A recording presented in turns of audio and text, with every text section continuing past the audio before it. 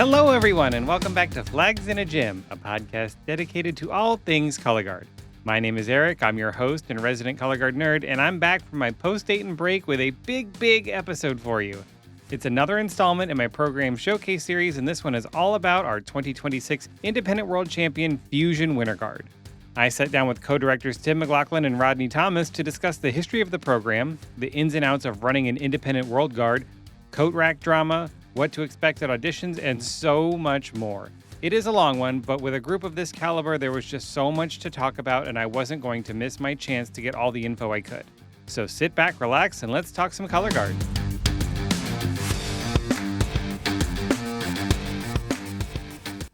Hello, guys. How are you? Great. Good. We were just complimenting your studio. Oh, thank you. These are all my DVDs back here. I see that. They don't make that's the whole anymore. column. Are you on any of these? Probably. Definitely the ones on the lower portion of your hand. 13, 14, 12, 11, 10. Okay. And then Rodney goes back even further. Hey, I'm on the 04 one, so you know what? There we go. 2002, 3, 4, 5. Yeah. Yeah. Yeah, you're on all those. Where'd you Early march? 2000s. My first 2 years, 2002 and 3, Alter Ego. And Light Brigade, 4, 5, 6, 7. That's right. I heard you were in the Prince show. I was. Yes. I was. So what was your first year at Light Brigade then? 2004.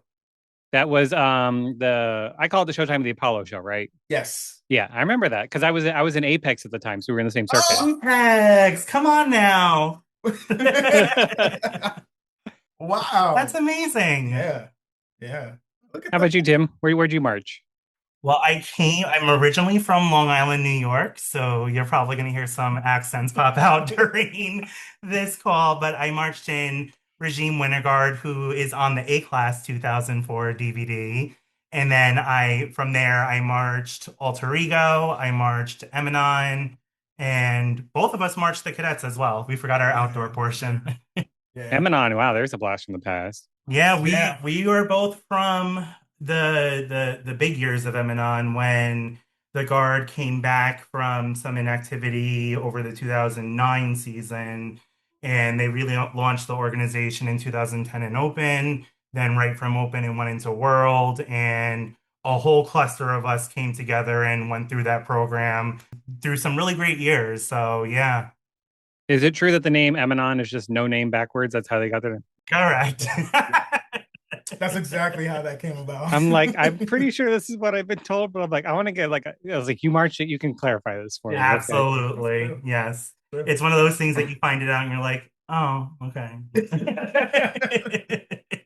I think it's clever. I mean, Yeah, right. It can't come up with anything, so let's just call it. No, it's like the pressure of naming a winter guard is tough. a big deal. Like, what do we call this thing? Like, you don't want to sound stupid. You want Yeah. people to make fun of it. You want people to like, oh, I want to go march there. So Yeah, that's true. That's why bring back all the 90s color guard names, because that was creative. That was the exciting part. You never knew who you were going to get. You can get Shadow Dance. Like, you can get anything you want. Adagio, it's like, ooh, what are they going to do? Yes. Right.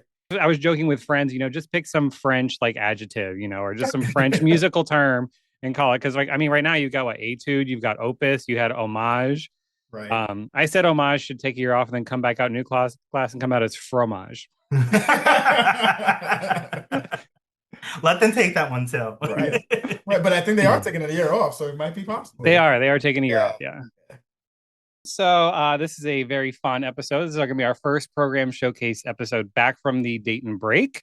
And we are sitting down with the co-directors of Fusion Winter Guard, our reigning independent world champions. Congrats, by the way. Thank you so much. So before we get started, why don't we take a moment to introduce yourself to everybody? Rodney, I'll have you go first. Thank you. My name is Rodney Thomas. I'm from Mount Vernon, New York.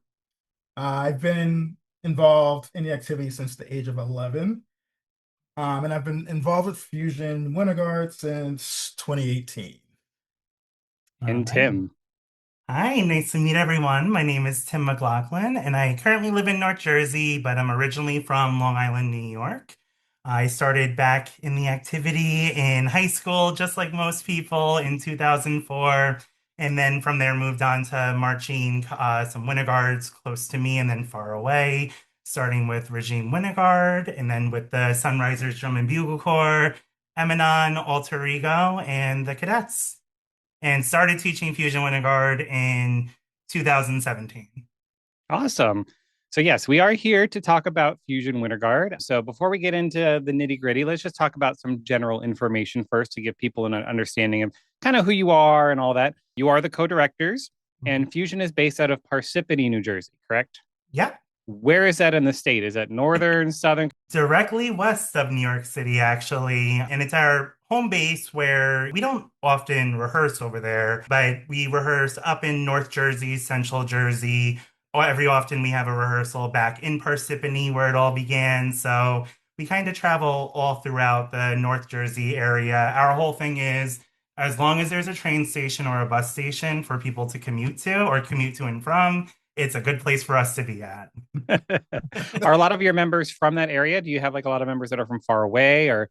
We have a lot of commuters and we have a very, very diverse color guard from representing a ton of different states.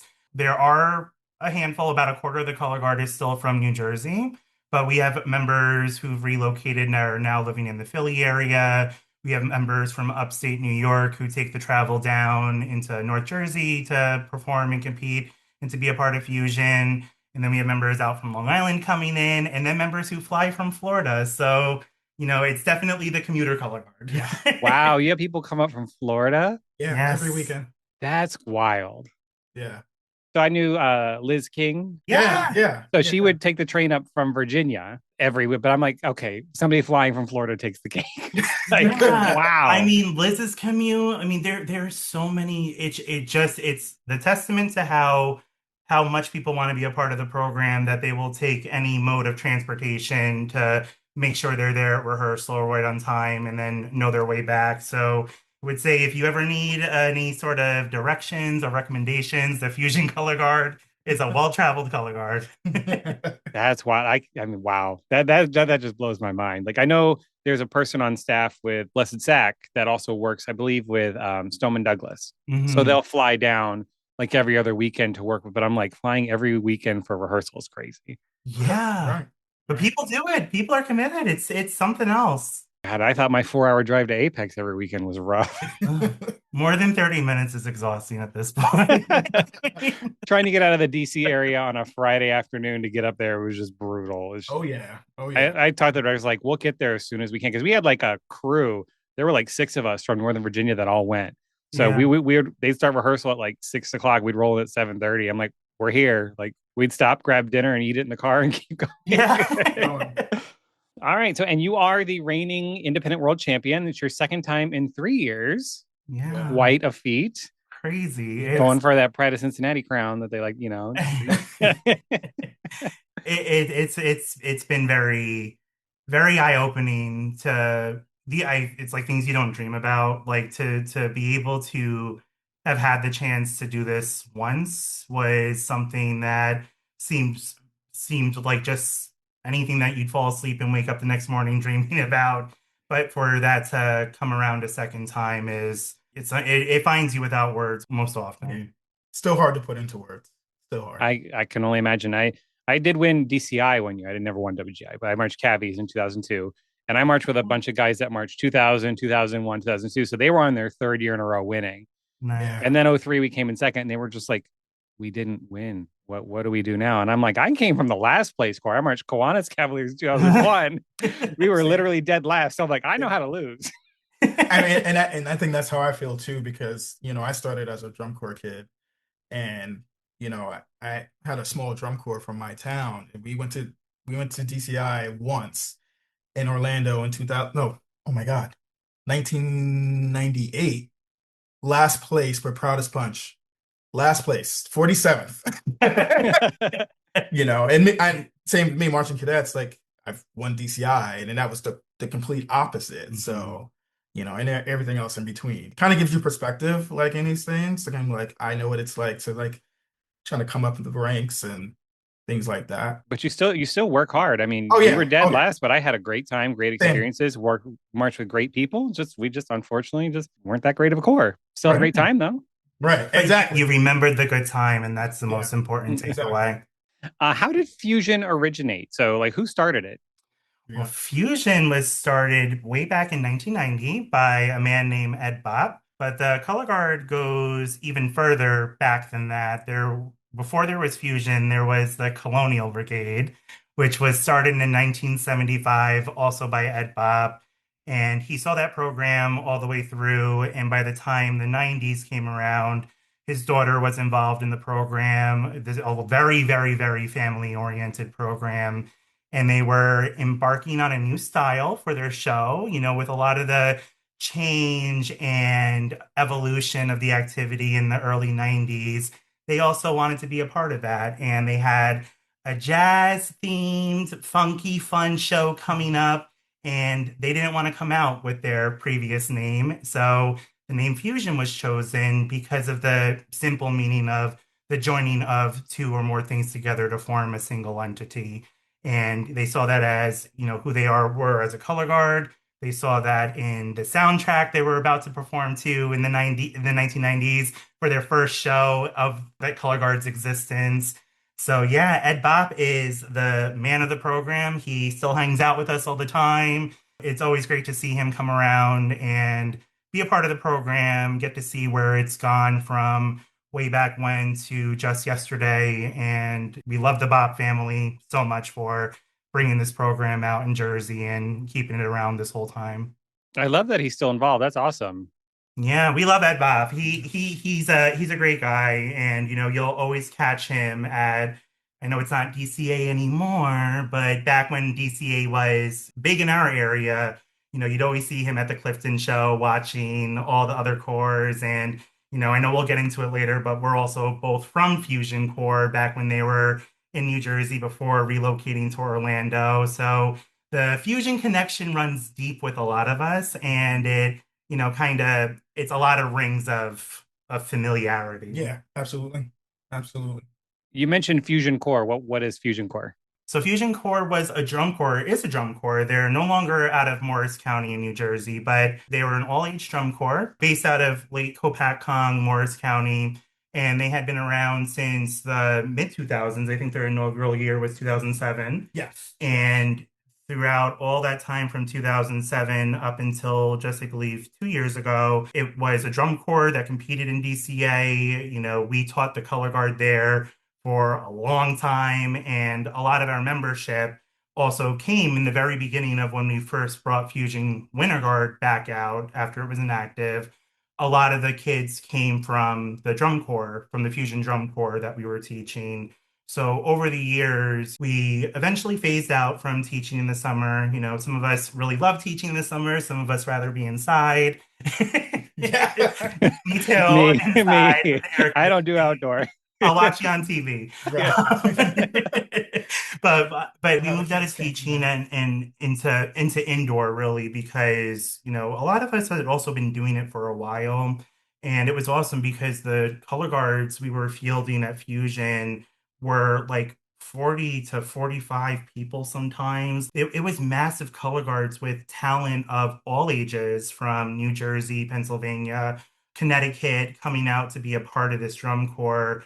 And, a lot of those kids then eventually went on, marched to other organizations, other independent teams that were around here during that time. But eventually, a lot of them started coming back to Fusion Winter Guard and would tell the stories of the drum corps and tell the stories of how Rodney and Tim were like 10 years ago and how you don't know the half of it and all of that.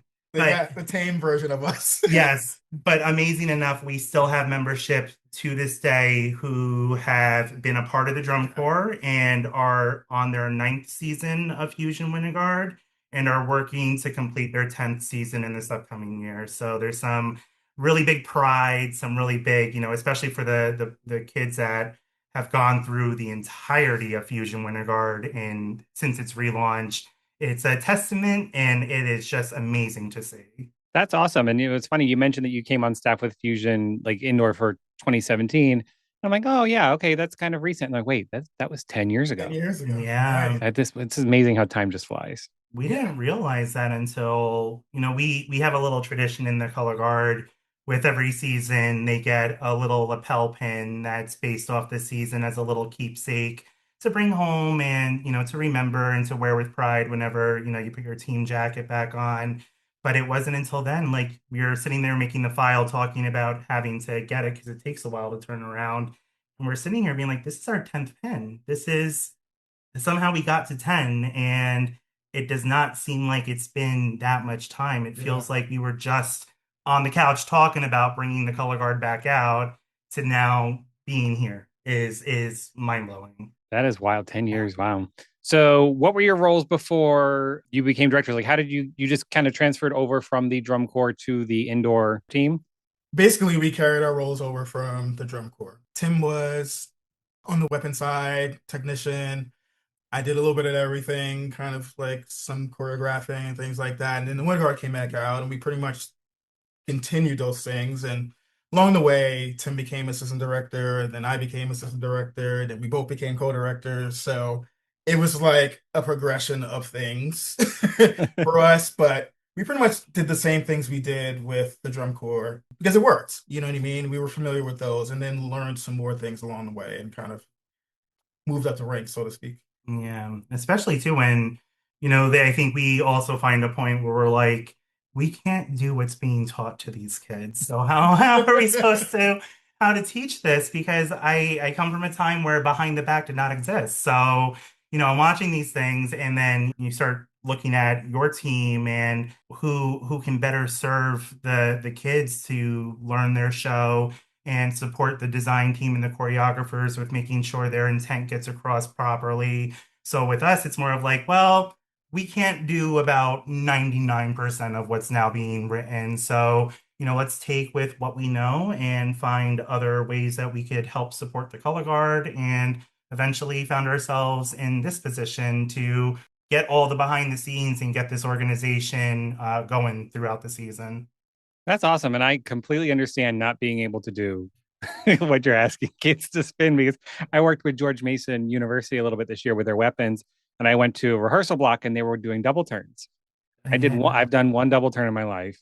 It was in one show when I was in Apex in '05. It got changed the next rehearsal. Yeah. And I'm just like, I don't know I don't know what to tell you. Like, turn faster. Right. Yeah. And my thing is like one turn used to be the trick. Yeah. Like, well, you marched Light Brigade. I was like, I did march Light Brigade, but I wasn't born into Light Brigade. Those people, they were born to do double turns and things like that. Oh, they were pulling I had all to the tricks. acquire those skills, and it happened, like you said, it happened once, and then it was okay. I did it. I can say that I did it, Yeah. but it was not my forte. Yeah. Like, I feel like I could master a double turn if I really worked at it, but now you have to do one turn standing and then you have to do the sit roll for the second turn. Yeah, Yeah. the setup's not fine. It's the getting up that has to happen after. And my 44-year-old knees can't do that. So. No. No. We're about the same age, so Yeah. actually, so. No, it's more exciting watching other people do it at Yeah, this point. I'm like, exactly. hey, see, you can do it. That's great. Yeah. Good for you. I'll clap for you. Yeah. Good job, Becky. Good job. Exactly. So did you take over as directors in the 23 season, or was it 24? 24 is when we both took over because our organization did see quite a bit of change and evolution through that season. And I think that's where the opportunity came for us to talk about what do we want to do moving forward with the color guard, and what do we want to do as people who can support the team. And, with both of us serving at different points as an assistant director, and also someone who's not on this call, but is our third person who, is our other best person, a best friend, best everything. Her name is Kim Kelly. She's a blonde lady with huge blonde hair. I'm sure you saw her walking around at Dayton. She's someone that, all together we came to figure out that, we want to move the color guard into this direction. We want to, work together as an administration, as co-directors, and Kim as the board president to always stay aligned and build the team that really the kids deserve, that the choreographers deserve, and that, our organization and our people deserve. It's a really special place, and we wanted to make sure that when Rodney and I came on board with a new role, that only gets built out even more.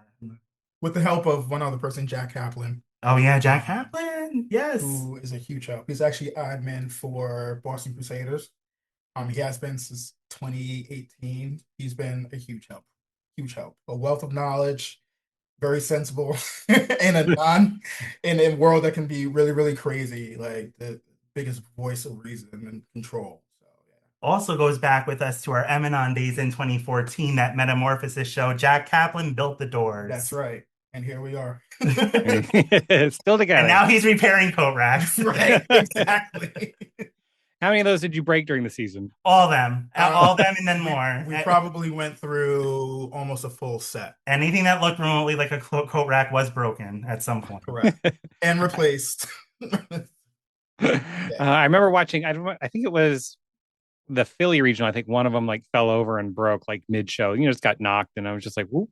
We had Yeah. kids see jumping into them. There was one that would get launched into the air, and sometimes it would not have a successful landing. And it's funny because some of these kids would just launch them off the floor if they fell or failed. Yeah. I think that happened at semifinals. One of the kids zoomed in on a video, and I'm like, "Oh, so you really threw that off the floor, huh?" Yeah. Semifinals, we had two casualties. Wow. Yeah, two.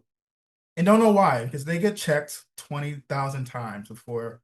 And it was just like, what could be the issue? And then after that, they never came apart again. They became a permanent fixture by the Yeah. last day. So in finals day, we screwed them in permanently. And that's the last time they ever came apart. They were in two pieces. So the Okay. piece in the stand were two different pieces. And that's where the point of failure is. But in order to transport them, they had to be Mhm. taken apart. And then we're like, well, it's finals. They don't need to come apart ever again. So yeah, It's like we're gonna have a huge bonfire anyway when this is all done, yeah. right? Most You would people, hope. We hope that there would be a bonfire, and these kids were like, "No, I want to take it home." right. Like, you don't want to just, People launch this. people not even associated with the organization wanted them. And we were like, hey, you can take them. Yeah. They don't even have to get loaded up. Enjoy, have fun. It's like we don't have to haul them home. Yeah, here. No. No, not at all. So, what are your responsibilities as the directors, Rodney? So, I mean, because you are an independent world program and I mean, your top tier independent world program, I'm sure the staff is immense. Design people, choreographers, techs, all of this, all of these workings. This is not your local independent A, regional A color guard. This is a huge different story. So, being co-directors, what do you all have to do to kind of keep the ship afloat? Like, what are your responsibilities? So I think one of the things that I kind of like with us is that we really don't have a huge staff. We really don't. Probably have about four of us that are full-time, like admin, and then we have some board members that'll come and help. And the instructional staff is probably about 10 to 12 people, and that's including the design team. You know what I mean? So in total, we have a few flag techs, but one person for the rifles, one person for the sabers. We have a few people for movement, but it's pretty small. And I think it's challenging sometimes, but it's a lot easier to get information out and just see where everybody is for the week and trying to plan. It's a lot of coordination and sometimes the balancing act because you're not only thinking about what needs to be done that weekend, but the building that needs to be there to hold the rehearsal. Are we okay with that? I think that's everyone's biggest stress point is rehearsal facilities and sourcing. And especially being from up here where, it's a pretty dense area. There's not much room for open sports plexes or people who would even want to rent out to a color guard up here. So, we're constantly working over the hurdles to try to be as prepared as possible, always trying to make new connections to be able to offer more to the color guard. But it's also just a lot of coordination overall, making sure everyone's on the same page. And, we do have we're lucky because our technical team is relatively all local. Like we all live between 30 minutes to an hour from rehearsal. And then our design team and choreographers will fly in and just making sure that they're all set up and ready to go to make sure that we have the best weekend possible. But it's everything that moves behind the scene, whether it's a website update or a prop that needs to be reconfigured or a budget line item that needs to be fixed again. It's a lot of people probably don't find it exciting, but it's pretty cool to watch how the wheels turn in an organization and how everything has an effect to the next thing. So getting to understand that whole big picture is, a lot of what we do. Yeah. Yeah. And trying to stay ahead of, those typical color things. Like Where's Friday night rehearsal? Who's got the keys to the building? Why is basketball here? Why is basketball here when we're supposed to have the gym? They need another hour, but we need another 3 hours, or or even the truck. Yeah. Where the truck's gonna Where's the truck going to be parked? Does it need to stay? Does it need to move? Things like that. Because it's not like a separate person comes to drive the truck. Like him is a primary truck driver. Right. I can add that to my resume. I can drive a 16-foot box truck like nobody's business.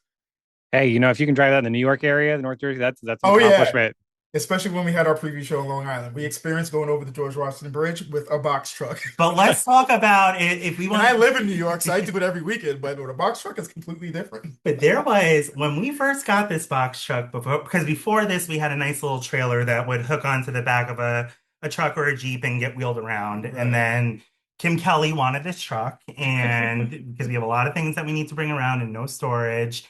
And we had our first show in 2024 at North Penn High School in Pennsylvania. And, we don't know more than what we know with driving a truck on the road, and didn't know that some roads don't allow the truck, and that some of these roads could lead to a bridge that's built on toothpicks, and there's going to be no room for you to turn that truck around. So you're going to have to back up a whole 700 feet back onto the road to find out where to go again. So we've had some interesting dealings with the truck. Thelma and Louise. So what you're saying is it's Kim's fault. It's Kim's fault. We're going to go with that. She wanted a bigger truck than that too, and we were like, well, no. That's you. Do you drive the truck to Dayton? No, actually, Jack does, and totally grateful. All the long trips. Lucky. Yeah, we've been lucky. All the long trips, like this year we went to Charlotte, he was able to drive the truck, and in Dayton, he'll drive the truck. But local, if we're going anywhere local or just between rehearsal sites and where we actually keep the truck, yeah, I'll do that. But yeah. Awesome. Than that. Besides Kim and Jack, were there any other staff members you really wanted to shout out or recognize that maybe make your lives so much easier? I feel like you picked them out already. I would definitely say that the whole staff as a whole, they're willing to do any and everything, from helping to serve when we, have meals for the membership on the weekends, to helping to sew a button or things like that. Definitely. But I think I should just recognize the board members. The board members will come out on the weekends and they will ask hey, what do you guys need? What do you need to prepare? Especially in Dayton.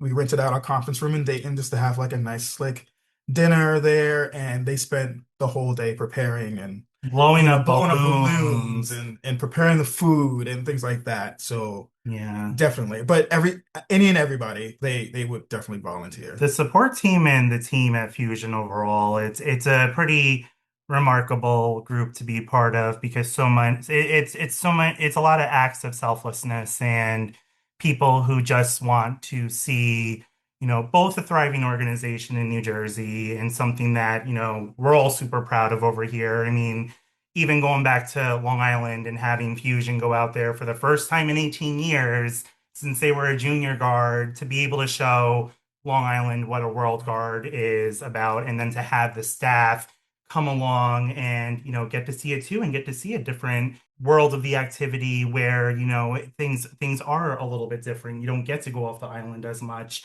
and for the staff to talk to other members or other students and ask where you're going to go to college. If you're somewhere local over here, consider us. So we're very blessed to be with such a great team with such great people. I love that. Represent Long Island, right? Yeah. So let's touch on the history of Fusion before we get to current time. So I have kind of a smattering of everything. So we'll start with, it has a very long history. You mentioned it 1990, back to 1975, but from what I saw, the program kind of worked its way from a junior to a novice to an A-class group throughout the 2000s up to the 2010s. And then 2014, the group took a break. Mm-hmm. And you mentioned in 2017, the group returned to competition in the independent open class, where you finished 10th in finals at Dayton. And then we go to 2018, and the group was promoted mid-season to world. They sure were. Yes. What was that like? Was that like, really? Or was it like, wow? I mean, to be honest, it was almost 10 years ago. Well, I think here's the thing. When this happened, we don't feel like, wait, at least I don't feel like we had a point of reference to who was the last color guard that this happened to. Probably we've, I remember because I competed against a Northeast Independent. I think it was that 2002 season or three. It might have been three when they did the what was it like the from like this old house, not this old house, but it was like a movie about a Yeah, yeah, yeah, house, yeah, and a family. Yeah, yeah. yeah. And I remember watching, I was like, yeah, yeah, Yeah. that was right. And then they Mm. they they placed in finals.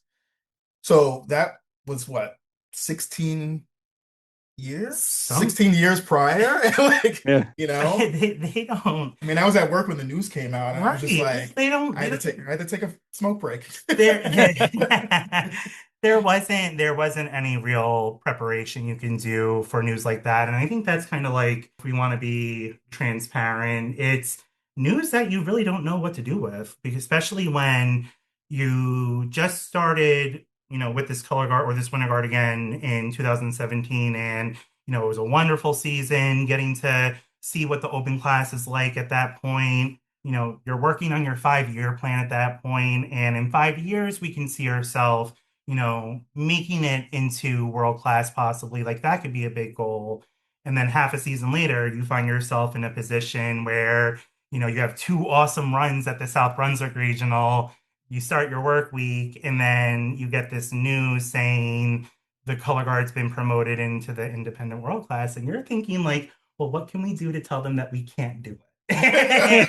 And that How we do we might get out have of to this? stay where we are, and thank you for the opportunity, but no thank you. But that didn't happen. And it was reframing a bit, because our membership was very young, and they were not necessarily, none of us were approaching the season with any sort of world class in mind. It was, let's do such a out there show, and why not just go and bring it to the highest degree and go crazy with it? And then to find out that, yeah, you could do it again, but you kind of are starting all over. And I remember we went to the East Regional that year, was at Lehigh. And I remember it's tough. Like, we did not do well. And it was no sort of reassurance, going into the next season. And these are conversations that you have to have with the membership and talk to them about, like, we're going to keep on pushing, because we're committed to the season. We're committed to the challenge that's been thrown at us. So, we know this is going to end at Dayton or at main championships. So let's just give this our best shot every time we move forward and every time we go. And, we did just that. It was a difficult pill to swallow. You always think about the what ifs and could this have been different? But if it wasn't for that season, I don't know where we'd be today. I was just gonna say, I think if that didn't happen when it happened, I'm not sure that Fusion, as people know Mhm. now, would be Fusion. You know what I mean? It forced the members to kind of like Grow grow up. up, but it also forced us as a staff to kind of like start thinking in a different way. Soon it in, that 5-year plan. So yeah. I think about that from time to time. It's like That was a cool show, though. That was a really cool it was show. a lot of fun. And it's just like to think like if we would have stayed in open class through the end of the season, would everything after that have been the same, Hmm. And I like stuff like that, like that kind of paradox, like, oh, if this Right. happens, does this happen? If you take away this, does this still happen? And it's kind of like, I don't know.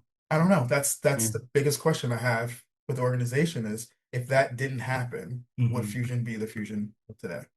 I don't know. Well, we leave that to be a question mark, because Yeah. Maybe it's a show idea. I don't know. I think that learning, because it's been, I know we had the list to go through, but I feel like we got to kind of peek behind every curtain and get to experience what it's like on all parts of, whatever it's a seating schedule or whatever ranking it is, like kind of getting to see what it's like from all sides. It Yeah. gives you a lot of perspective, and it's a lot of learning. It's a lot of memories that you take with you, because, it's a fact. When we talk to the kids, sometimes it's like, not too long ago, we were just sitting right there. Like, Right.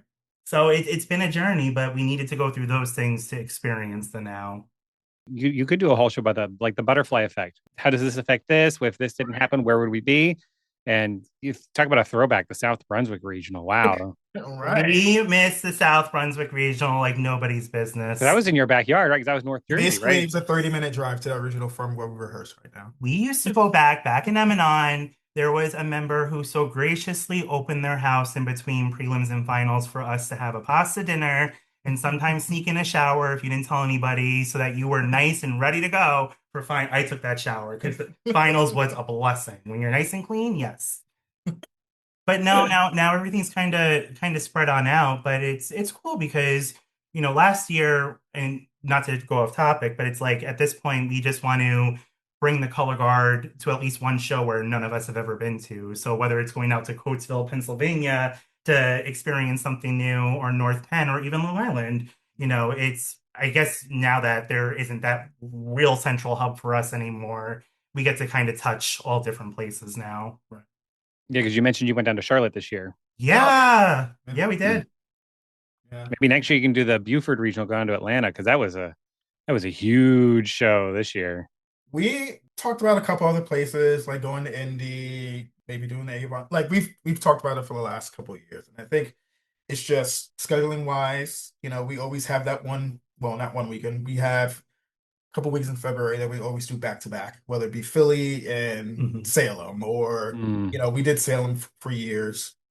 We decided to do something different, and then Charlotte came up, and we could afford it at the time, and sounded warm. It sounded warm and suitable, and but who knows?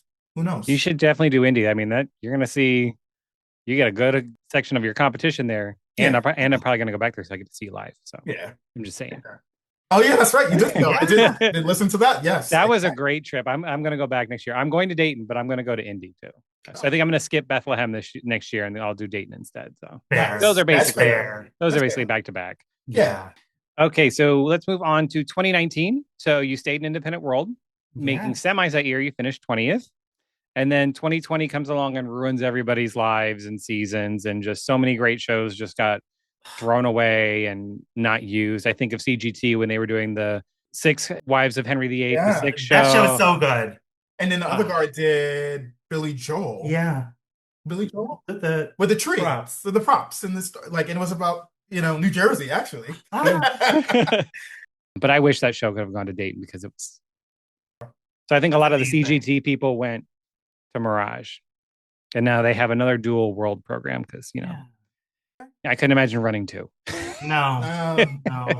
That's a nightmare. Sorry. Like, at least for me. Like.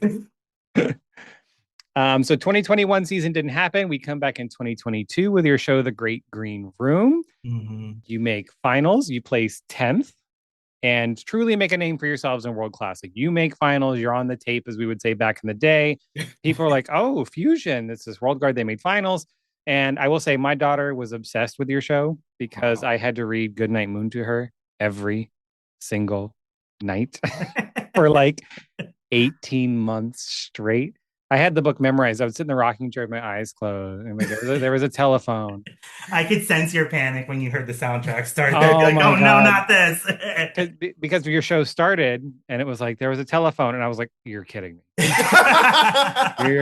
And my daughter at the time, she's, sitting in the room and she hears there's a telephone and she just looks up like mouth agape. She's like, I know these words. Like, sure do. Oh, no, that was a really special everything. Like to come back from the pandemic and you really don't know much of what's going to go on other than let's try it again and see what happens. And a really great mix of people came out to be a part of that cast from old and new, and there was a chunk of people in that cast from the 2018 season where, they didn't get to see anything from World Class Finals to finally getting to be a part of World Class Finals in 2022.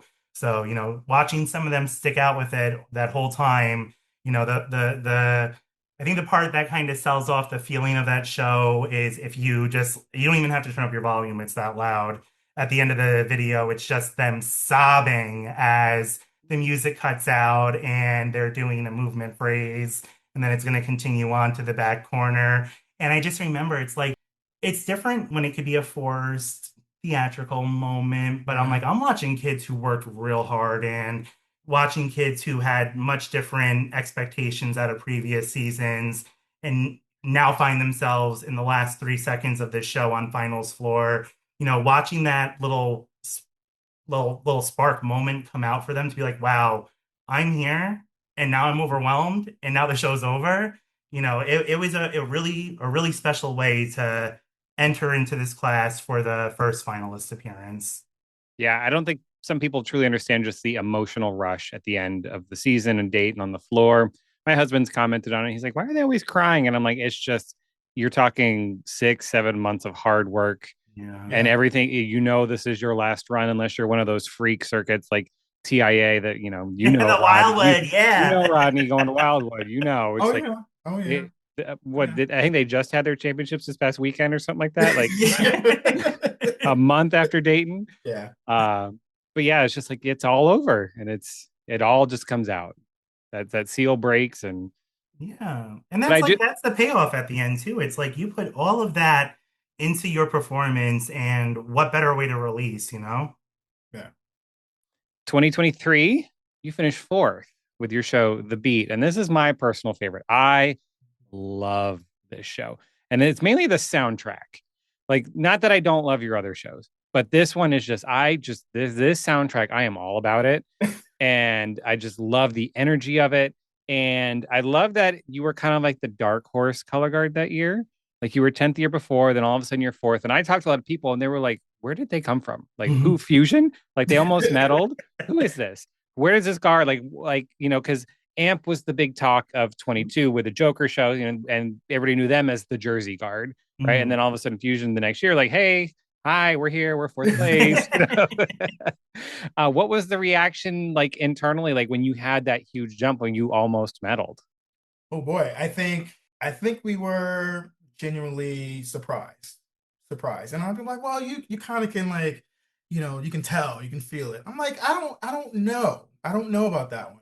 I mean, obviously, like when we got to Bethlehem, you pretty much know, Dayton's 2 weeks later. But as far as like once everyone's together, that's a small like part of the class, but that's at that regional, you know what I mean? So like you just don't know. And it's a different show once everyone's together.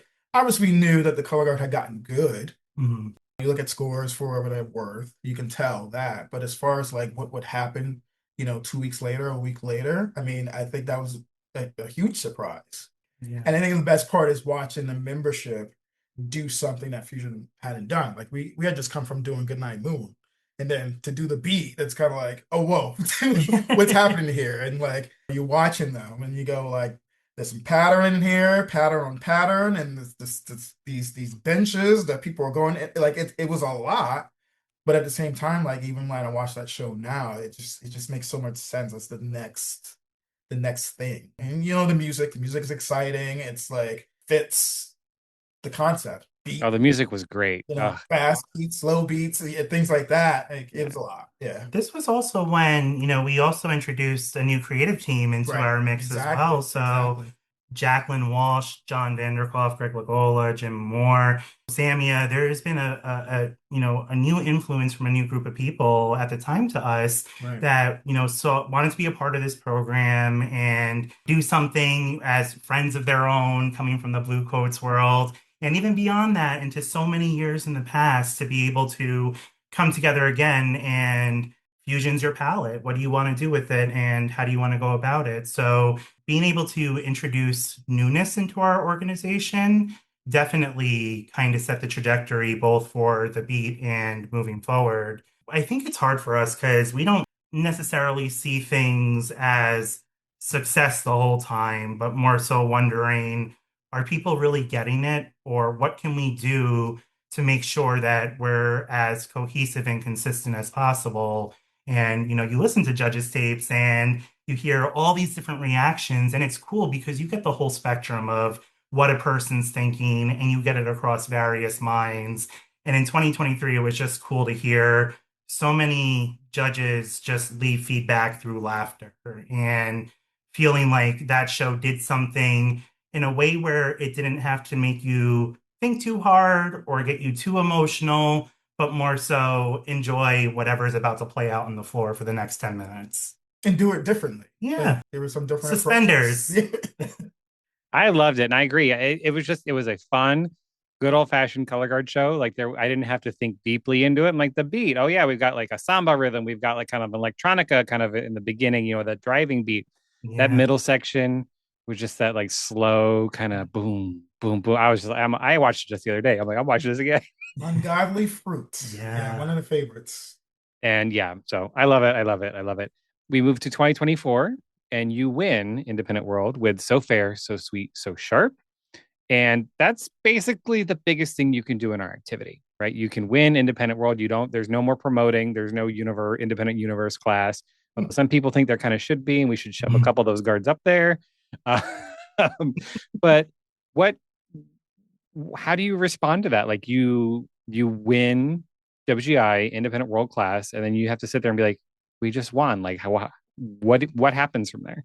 I mean, I think your question was as good as ours back then because you're hit with a tidal wave that you don't see coming. And for a little Jersey guard that is a mom and pop guard that had came around from the 90s and suddenly is in a position like we were in 2024. And look, like 2024 was such an interesting year because I think that was a year where everyone collectively, we went into this being like, let's see what people think and what happens because it's definitely not the beat. It's definitely not anything from the year before that or the years before that. But through this style of lyrics and storytelling and poem, how can we kind of switch it? And to see the reaction and, you know, it's the most interesting thing when people don't know what to do with something, but they can only say, but it's cool and it makes me feel this. And I don't know why it's doing this, if it's the soundtrack or it's that, but it's just amazing like that to hear so much feedback and then to, kind of do it. I think the biggest pride was that we did it for this state and for a state that, never had gotten a world-class gold medal. Like, Right. it's cool. Like, it's something that we're all super proud about Jersey, like, as most Jersey people are. And we like to, share that with everybody. So it was, in the end, 2024, I think was the most celebratory thing because it was something that hadn't happened before. You couldn't imagine. And to us, we thought that would never happen again. So let's enjoy this for the moment and go from there. And I believe your floor from that year is still for sale. That floor we still use to stage the next year's production. So on one side, you will find 2024. The other side, you will find remnants of 2025, and then the tile pattern for 2026. Yeah. We love it. Reduce, reuse, recycle. We love Correct. that. 2025, you play sixth with As Things Become, and you were following up winning. Did you feel there was extra pressure from there where it's just like, we just won? We're going to have a lot of eyes on us. What was that like going into that season? I don't think there was any pressure. Obviously, people will have an expectation. I don't think that was. I don't think we put ourselves through that. I think the question was, well, what's next? Mm-hmm. What can we try next? Whether it be song choice, costuming, the prop, you know what I mean? And I think all of those things kind of turned into that 2025 show, moving a huge prop across the floor again with the costuming going out there. And it's like we're gonna do stripes, but we're gonna do every kind of stripe you know what I mean? And taking those chances, I think. My thing is, once you win, you have to do the activity some service and trying to show people what's possible, and whatever happens at the end is whatever happens, you know what I mean? But I think it's important as a world-class team and organization with a world-class design team, and they're always thinking about the next thing is to do it, you know what I mean? If nobody ever does it, how do you know what's possible? And I think that's the role of the independent world-class, is to do that. And again, like I said, whatever happens at the end is what happens, but at least no one could ever say, well, they didn't try to do that.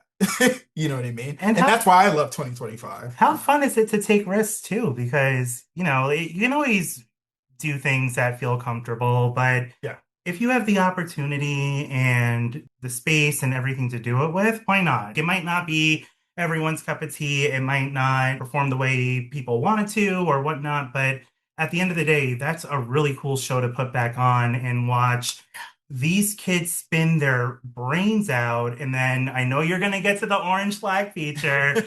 But yeah, to watch, like, I don't even think about placement at that point anymore. It's about watching how much was jam-packed into that show. And you can't really get it when you watch a high cam, but getting up close and personal with what those members and what they were being asked to do and to exchange these things over the prop, around the prop, across the whole entire floor.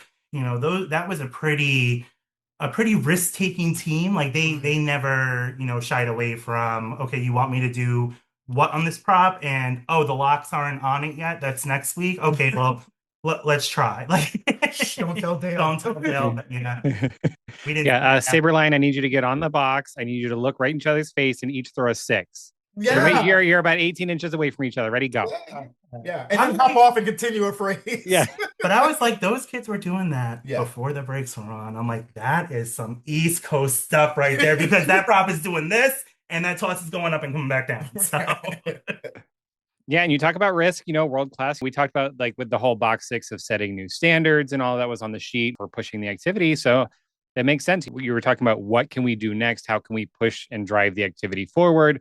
All eyes are on us. We just won. Let's see what we can do. And like you said, you put it out there, and if it works, great. If it doesn't, okay, it doesn't work. But you know what? We're trying, and we're trying to push the activity. Exactly. Because we don't want the activity to get stale. I feel like we went through that era in the late or early 2010s or so, where it's just kind of like everybody started looking the same. And it's just like, we need something, we need some life, something different to happen. And yes, those orange flags. So Rodney, I have to thank you. I got one today in the mail. It came in the mail. I was just about to ask, oh my God, yes, thank you. It came today. Sean messaged me and he was like, "Hey, I heard you wanted one." And I was like, I thought they were gone. So and he's like, "I sent it, it'll be there Wednesday." I went to my mailbox today because we were recording on a Monday. And I was like, it's here. How about that?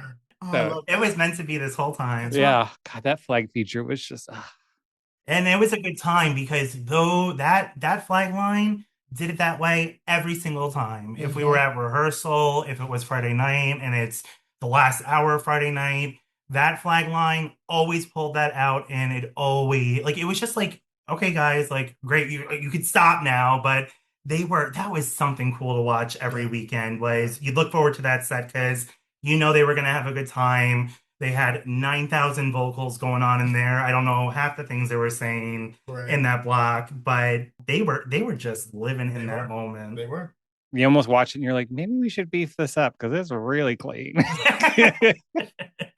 But like you were saying, you don't really notice it on a high cam, but you watch the low cam.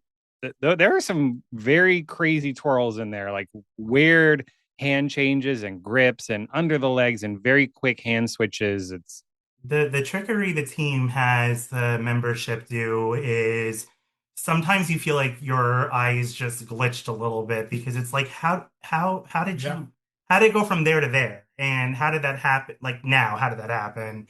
And they just go for it and they get it. I'm like, if you got it, then that's great. Like it's not a problem. Right, exactly. And it's clean, great. I don't have to figure out how to clean this. Perfect. Before we talk about 2026, I do want to talk about just kind of like your design and teaching processes as a whole. Because you are an independent world guard and you're top tier one, and this is going to be very interesting for me to learn.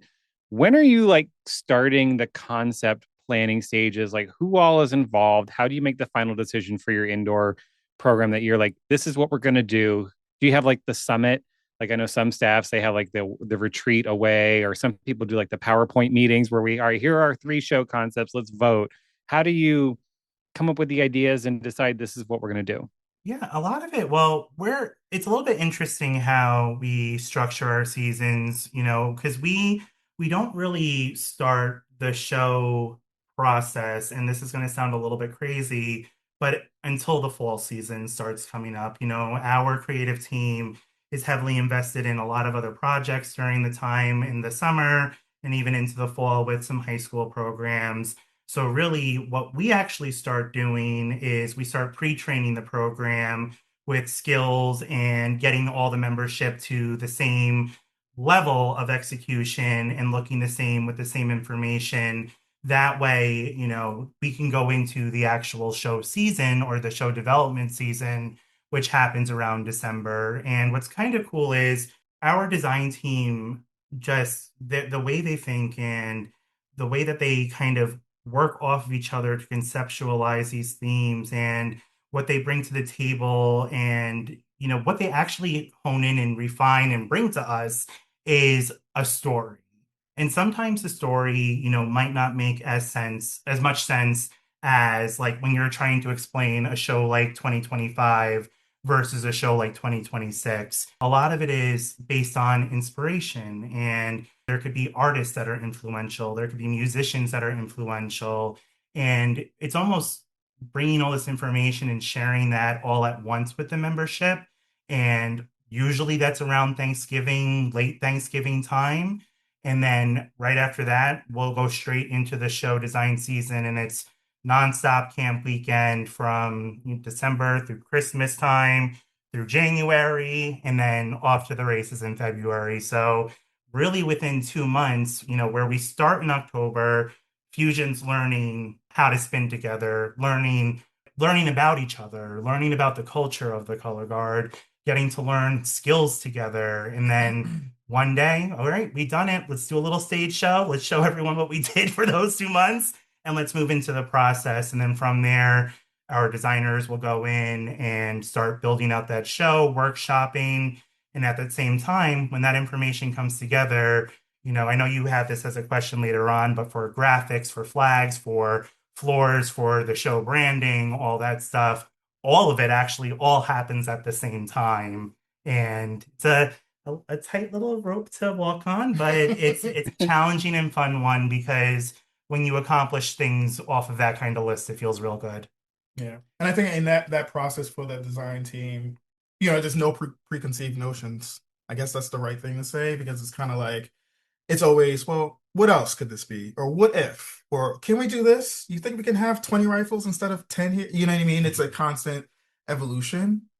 And that kind of evolution kind of happens pretty much the whole season. That's probably the best word to Yeah. describe the fusion process. It's that it's a constant yes and a constant evolution, a constant build throughout the season, because it's never, even when we get to Dayton, it's like this still doesn't feel like it's just done right there. It's finished. But I think that's where, it really is that last performance, whatever last performance we're luckiest to see, that's where, the work is over. And that is the truest definition of what that show should be. Awesome. So you mentioned a pre-show, kind of like you do a little thing before the season starts. How shocked were you to see Brownsburg pull out River Deep Mountain High like you did preseason? We were dying, because that was so funny, because the other thing is we're always saying, wouldn't it be crazy if a color guard just did this? Right. Like, no matter what they Right. what they did with it, the fact that you're going to use this music, what would it look like? Like, But to watch that on Flow Marching was the coolest thing, because to watch interpretation with that song, and you can't Yes. not smile. Yes. Like, those are the Yes. kinds of shows that just make you feel good all the time. Absolutely. Who did it better? I mean, we also have to add in the layer of humor that could go into what a pre-show looks like over on our side. So I will say Brownsburg. They were absolutely fantastic. We'll take that. So for anybody who didn't catch that, their preseason show before they started the show design was to River Deep Mountain High. I did find that out, so I wanted to throw that in there. It's crazy you guys don't get started till December, like with the show. Yeah, but it's different, because we're from a time where you kind of get everything finished, but and I'm talking about like when we were performers, that your show was pretty much developing after your audition season. You have something like, to feel really proud about at the end by Christmas time, by New Year's time. But the difference was we also back then used to come out in late January at like the West Orange show. I Like, say it was like you might go to a preview show here. oh yeah, West Milford, yeah. Mid January, and your first official before February got in. It was just a totally different timeline.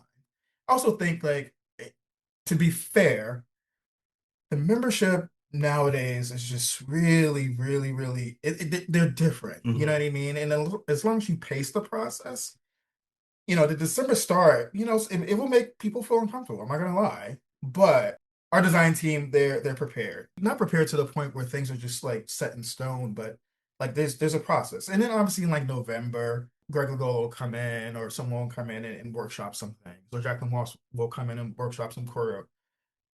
So there will be bits and pieces of an idea before the December start time, but And that bit it's and piece usually finds its way back into the show yeah, by April. So that little thing that was kind of floating around that one random weekend in January, break that back out because it's ready to yeah. go. You should just have it like a tagline on a shirt, say "Fusion, trust the process." Yeah. Oh my God. Yeah, That's exactly. usually how the day ends with Yeah, the kids. It's like, yeah, just keep on keeping on. We're gonna get right, there soon. right, right.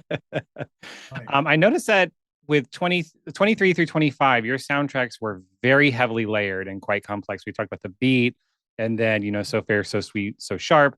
I mean, just so many songs layered in there, even like little snippets. And how do those get put together? And like, how do you source all that music? Because that's very complicated.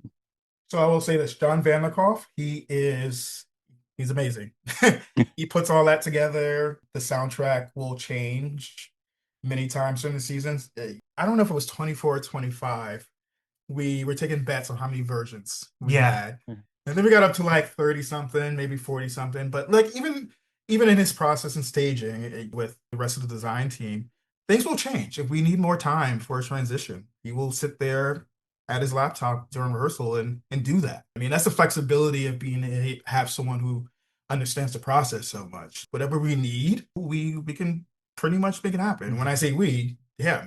Yeah. He'll make it happen if we need an ending, because I know we're going to get into 2026 this past year, but we went pretty much most of the season without the last minute and a half. That was on purpose. Once we went to Charlotte, we came back and we had a couple weeks and we put the ending on. But that was always going to be the process, and he sat there to make it happen. Or if he needs to bump something up so we can hear a musical cue, that happens. So he's the mastermind behind that, and he'll get suggestions from the other members of the design team, like, "Hey, I heard this song." Jacqueline Walsh, she's presented some things. It's about the music for 2024. The Labyrinth pieces became a thing. It's definitely their effort in that, but Johnson stays with his studio headphones on and just goes at it as much as he can. I would love to know where these people find this music, because I mean, there's some of these songs, like just that all these guards use, are so obscure, and I'm like, where are you guys finding this stuff? Maybe it's just because of me. I'm just stuck with what's on my iPhone, my playlist, and everything like that, my I hear Spotify. you. But it's just like, I mean, I'll be shazamming stuff. I'm like, how did you How'd you find find this? this? Yeah. Sometimes you just need to leave YouTube playing, and eventually you'll find yourself in a Right. corner. It's like, what is this? This is interesting. Yeah. Or Spotify. Spotify, right? I'm not a Spotify person. I'm an Apple Music person. Yeah. But like I back in the day, before all the paperwork and emails happened, like that's what I would do. Just sit down and just let the music just go. Just random things come up, and so I guess that's how people are still doing it, I guess. Or you can look to other venues for it, like the dance world and figure skating, all that stuff. I'm sure, and cheer, like I'm sure there's things that are done there that are inspirational, you know what I mean? Or like, hey, that's a cute like 10 seconds. I wonder where that comes from. And maybe that's how people do it. I don't know. Yeah, like how did everybody find hope? Like, Right. how did All this at the same time. happen? All All at at the the same same time, time. also. Like, was there like some big like Nike commercial or something that everybody Right. saw? Like, Maybe. where did this come from? Why is everybody using it? Yeah. I mean, I remember when everybody used Cable Hide and TV. Seek by Imogen Heap, but it was on an album. The album was popular. Yeah. And same with El Tango de Roxanne back in the Moulin Rouge days. Right. Rodney, you probably remember that Yeah. but it's just like, okay, I see where you got this from. Like, but now it's just like, where are you guys finding this music? Right. It's cool, you know what I mean? It's like, Yeah, I mean, there's very cool songs out there, but I'm like, how did you like the opening song you used for 25 that Woodlands also used? By Paramore, I believe it, or it's Anna Meredith. the Anna Meredith, yeah, and the song's called Paramore. Paramore, right? Yeah, song's Yes. called Paramore. Yeah. But even then, I mean, obviously with most of our team on the Blue Coats design team, they do a lot of Anna Meredith. And I'm sure their people have a host of music that they bring to design meetings, and they're kind of like, oh, maybe not for our show, but it gets in your bank. That makes sense now with everybody doing like Sun Lux music and everything, because Avon used it and then Nova Independent used it. Obviously, Right, Blue Coats did it last summer. So I guess right, that makes sense. Yeah. right. Would you say that Fusion has a signature style? I mean, or like a trademark? I would say you're known for personally your movement. I think movement is a huge deal for you all and your flag line. I love guards that respect their flag line, that treat them as equals, and you all do, because I hate when they become a backdrop for the weapons. I mean, John stages some great moments with, always considering where people are at all times. And, that mixed with choreography from Jim and Greg and all the contributors to it, like it's just such a layered process where those things do get noticed more, I feel. Like when you decide to clear out three-fourths of the floor and leave one quarter alone for the flag line, those are just the fun things. And maybe for that time, that might be what our trademark might be. But for our movement program, Jacqueline has just done wonders in offering a new point of view and coming from the Broadway Dance Center world and more from there, and just providing influence through a different stream where it might not be about that double pirouette or that switch leap or all the typical illusions that might be floating around, but more about exploring things differently. And I think that's been such a treat to watch over the years. Like even just stepping back from Fusion and getting to watch Color Guard in a row and seeing the world class and seeing so many different takes. Like it's so cool that once you start finding something that might represent you or might represent a movement, might represent something that's coming to be. I think Fusion and with Jacqueline's support and creation have been able to establish something that people can talk about and people can say, I haven't seen something like that before, but also offer new inspiration because we see a lot of and find interest. Yeah. I think being able to find interest in the not so major moments, you know what I mean? And I think that's what's cool. But like on the weekends, we would just watch runs and just watch just the movement sections. And you know, Erica, like we come from times where like, man, it was all about the equipment. And the guards that really, really were special to me were the guards that can transcend passive equipment and be great movers or interesting movers. That's what I love about the process is that I think that we've created an interest in movement that people haven't seen. And then that's kind of cool for me. Yeah, Especially on the East Coast. Yeah, yeah, yeah, yeah. Because California, Florida, they were always the dancers. Yeah. Right. And then the East Coast, we were the spinners. And I remember when we went to San Diego for championships for WGI, and we practiced with Esperanza de Luz. Oh my gosh. And there was also, I believe it was also Esperanza High School was there. And, the staffs were talking, and one of our staff members was on Fantasia for the Kama Sutra year and the heavy metal show. And she was just talking with her friends, and she's like, "Yeah, our show's like super East Coast. We don't really dance. It's all about spinning. Our quads are the heights of triples and everything like that." It's just like, and they're just like, "That's so crazy." And then we watch them, and you're like, "You're doing what with your body?" And it's just right. Yeah, but I think it's kind of cool. I feel like Fusion it has a bunch of different little characteristics that I think you can always place with, that specific group of members and that cast, those little moments of surprise, I feel that are really exciting offerings to the activity. What would you say is the primary focus or philosophy when it comes to teaching your program? Is it fun? Is it growth? Is it setting new standards? Like, what is your goal as a group, and what's the thing you hope to instill in the performers while they're with Fusion? It's all about having a good time and enjoying what you do while you're doing it. Because one of the biggest things is we've all been through the activity and we've all had experiences that may not have been the best and things that kind of turn you off from the activity. And we had a lot of learning. And when it comes to what we want to offer the membership, it really is a place where you can be yourself, you can explore these new challenges, this new style, these new people, and feel comfortable doing it. Like our biggest thing is always be a good person because that will take you everywhere you need to go. You'll be able to take this information and become a little bit easier to work with and become more collaborative. Like there's so many layers of kind of non-color guard stuff that we focus on at Fusion, of how you can take what you learn and apply it to your career or apply it to school or apply it to your job, something that's bigger than this. So it's setting a place where it's both color guard, but also a place where you can love doing this and learn new things and take it with you as you go on to more color guard or just life in general. Beautifully said. And Rodney's just nodding along. So it sounds like you guys are on the same page, which is Yeah.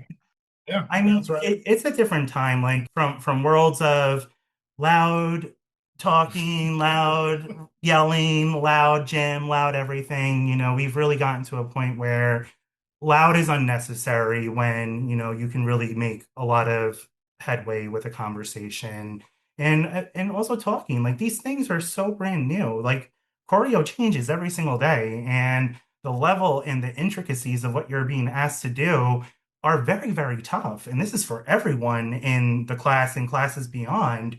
And it's given that performer grace too, because you remember what it was like when you had to learn work, and you may have been a person like myself who didn't learn fast and couldn't really get it on the first 1 through 10 goes, but around 15 we'll start making progress. But to see it, to be able to offer an environment where everyone can feel like they grow as an ensemble and as a unit, that's so important. yeah. It's also considering the age of performer that we have too. That's true. You know what I mean? Like I know for us, we try to get newer, younger blood in, but the more we look around, those younger performers are sticking around longer, which means that, they're getting to be the 26, 27, 28-year olds. And we had a couple of 30-year-olds Hmm. in the color guard. And it's kind of like you have to think about the respect of being that kind of adult doing this. And it's kind of like, don't want to be degrading.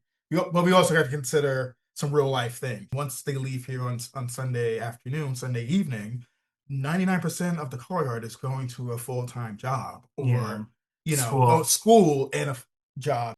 Knowing the type of performer kind of dictates how you communicate with them. It was different. When I was in light brigade and that was my first world-class year, I wasn't even 21 yet. I didn't age out of drum corps until 2005. So I was about 20, almost 21. And now to think that we've given some of our performers their first world-class experience at the age of 26, 27, it's a different perspective.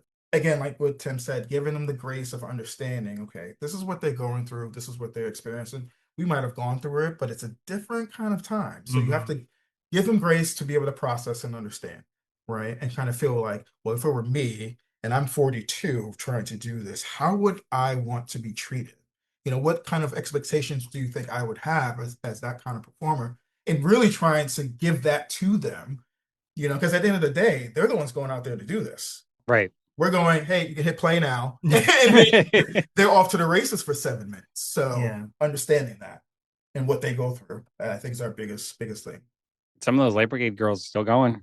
Yes, I know, and I marched with them when I was there, and they were younger than me, and still going, and they have been going longer than me since like 7 or 8. Janelle and Sheila, and I think Janelle's on her 30th season. On her 30th, that's right. On her 30 years at light brigade. That's incredible. And she is a blast. I remember her from my Apex days when we would line up for retreat. She is an absolute blast. She's the forever captain, and she's marched with every generation of people around her. It's crazy, yeah. But that's what I mean. Like in that example, like how would she want to be received and treated if she, you know what I mean? Like, and those are the things to think about. Right. Yeah. You're not teaching 19, 20-year-olds, right? You're teaching full-blown adults that have been around the block for a while. Yeah. But still understanding you might have that age group in there, but like you got to deal with the older group, because they're going to be pretty opinionated. They're going to have, they're going to expect things a certain way, and it's not giving in to them. It's trying to make the playing field really level and fair and respectful. I guess that's what I'm trying to say in all of that. It's different when you're dealing with an older cast, and we have a spectrum of 18 to 30 something. Like it's a wide range, but it's a lot of it because we have that preseason time and we have so much time doing a whole lot of whatever in the gym for the early part of the season. Right. Watching how they start to come together and how they start working together, and then you have the fusion lifers, telling every story since the dawn of time to, get them into what we're all about and being a part of it. It's really, it's really fun. It is. I love that. Yes. Do you have any plans to add another group to the Fusion family? Maybe an open or an A guard or anything? I mean, if a few rehearsal facilities would just, appear, it's the hardest thing is it would be amazing to do those things, but we also really think practically because we do this as our fun thing to do on the weekends outside of our 9 to 5s for all of us. And, the World Guard is a beast on its own to manage and to keep running and to make sure it's always set up for success. So we would want to have the same integrity and the same everything in launching another program. And I personally, if I feel like we're not up to it yet, it's not time to do it. So Yeah, it has to be done right for us. We don't like to do anything as for making that kind of decision administratively without making sure that we're ready for something like that. I think rehearsal is a biggest thing. What does that do? And then making sure we have the right staff for it. yeah. That's you saying. We want the membership to be taken care of just as well as the World Guard. And once that is taken care of, and then I think the idea will arise. You know, No, but yeah, it's like you already got a full plate. Let's not throw more on there right just yet. So yeah. I do have just kind of a random question. I know something I noticed about the color guard. I noticed you all spin guns with no straps. Mhm. And I was just curious what the reasoning was for that. I think that was definitely an ask from the choreographers. No, it just gives the equipment a different aesthetic. It feels different. When it first happened, I think each and every one of us picked it up and was like, "Hey, let's try this." And we were like, "Whoa, okay, yeah, that's an adjustment." You know what I Yeah. mean? Like less drag. It changes the shape of the equipment when it spins in the air and Nothing to around your body. save. And it's a risk in itself, but it's just an aesthetic choice. You would be surprised how different it spins Yeah, when you don't have the strap on there. And I know, at least when we were in cadets, there was a gun with a strap, a gun without a strap. yeah. Like you've kind of dabbled, at least some of us, with it before, but this program, since the beat has been spinning those rifles without a strap, I don't even know where we have straps, if we have straps. Yeah, Do you know if we have straps? I don't know. we might. There's somewhere. Yeah, Somewhere. But now we're getting, because we're a sponsorship with King, now we don't even get them with straps anymore. yeah. So, before it was like, oh, we just get regular rifles and we just take off the equipment. But now it's like, I guess more and more people are doing it or at requesting it. So now it's an option for it to come without. Yeah, it's aesthetic. It's a fun time. It is fun. Makes you stand out, makes you look different. I was just curious. I was like, Yeah, yeah. I'm like, I'm sure there's a reason. So I'm nosy.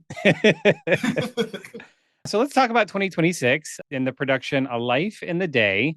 So my first question, why the twist on the show title? Instead of A Day in the Life, which we would normally say, you switch it to A Life in the Day. What was the thought process behind that? I think the thought process behind that is becomes a little bit more personal when you switch the wording, especially if you look at the show, which starts out, it's about conformity, uniformity, and then you have the concept of that, your workday kind of breaking that up. And then it becomes a more personal thing, it becomes more emotional. So I think a life in the day is more singular than having a day in the life, which can encompass so many other things, so many people. So I think that Yeah. was the play on the words. You're watching their life in that Right, day. right. And you kind of see that progression if you watch the show again. It's kind of like it's very uniform. It's very like straight line, angular, and then it kind of breaks apart and you see more personality. So I guess in that concept, when you switch the wording, it kind of like makes you think about it a little bit more. Why is it switched? Let me watch and see what happens. And I think in that aspect, you're actually hoping people to kind of like quote unquote get it a little bit. Yeah, and I think also just when you work in an office setting like that, each day can feel like an eternity. So yeah, each day is a lifetime. So Right. Yeah. Right. Yeah.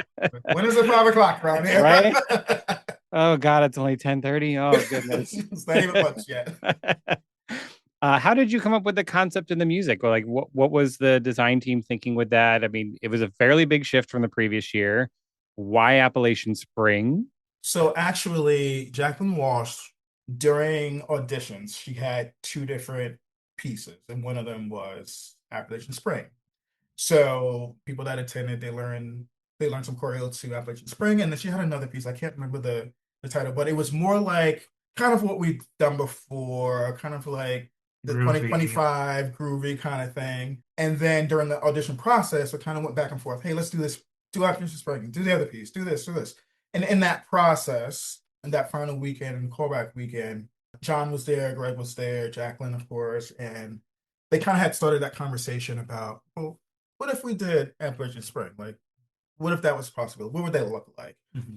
I mean, the final decision wasn't made then, but I think the seed was planted there for them to go back after auditions. And once we decided on color guard and what that would look like and things like that, that month of October really decided, okay, we can do Appalachian Spring, but if we did it, how could we do it differently?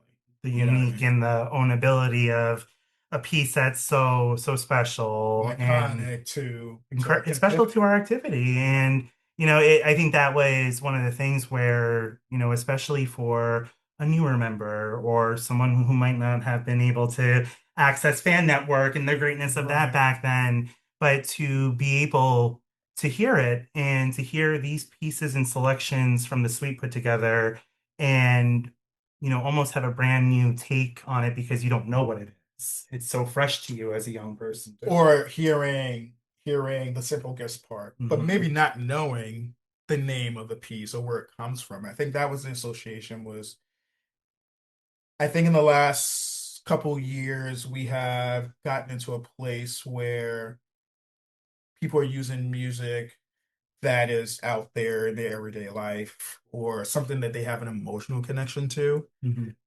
kind of piques their interest, even if they haven't watched you yet.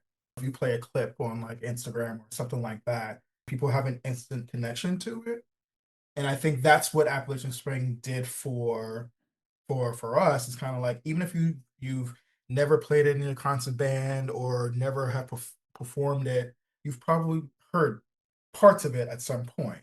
And associating that in your mind that, oh yeah, I remember the place and time where I've heard that. I think that was the glue to make the show accessible to people. It's kind of like, especially in our activity, color guard person or band person or dance person, you have heard some part of Appalachian Spring. I think that was the draw for the design team to be able to take that and kind of reimagine what that concept, and then taking the actual concept of the ballet from Martha and doing the opposite of the original ballet and putting it in modern times and things like that. And that was the draw for the look and inspiration for the flags and the things like that, is to put it in a time period that may not be close to where the young people in activity have been, but it's But recognizable and it allude hits to up a there. place that everyone could point their finger to and know Correct. what it is. Correct. Correct. Yeah, I agree 100%. You said just what I was going to say. You have that, you hear the music and you're like, I know this music. Either Mhm. I played it, I spun to it.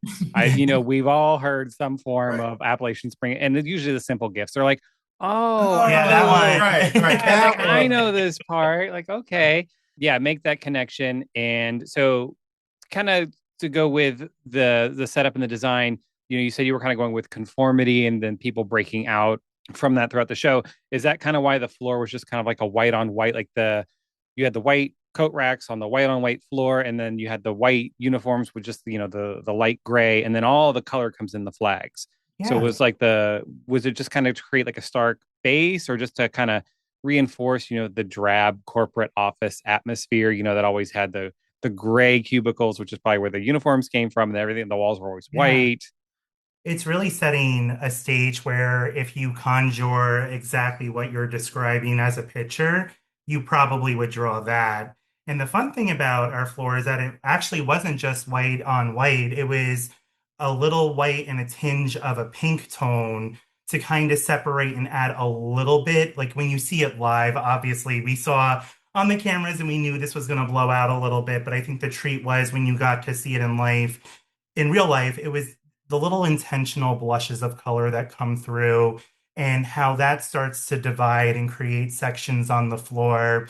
And, you start thinking about telling that story of this could be the start of someone's day leading into repetition, leading into what could be the mundane until it kind of starts breaking out of that and you're wanting to explore further. So having the color come through, in our faster parts of the music and having dynamic shape be introduced in ways that could drive the soundtrack even faster was definitely revealing those bits as they became appropriate in the show. I love that. Did you feel like there was something special early on in the season? Like once you started getting this on the floor in December, or did you just be like, wait, this is going to be like really something cool? Like, Yeah. It's gonna be it's one of the questions that you ask about the jackets dropping, but ironically, before we was that the first thing you had for the show? Like you had the ending. so the way they started the show, they started at the coat rack. In the first weekend of staging, we didn't have any of the coat racks. We just had practice, everyone had practice jackets. Mhm. So Jacqueline was choreographing and she explained what would happen. Oh, when we have the coat racks, it'll go on the coat rack and then the arms will come apart and things like that. Well, we didn't have any coat racks. So when they did that part and they released their hands, all of the jackets fell to the ground.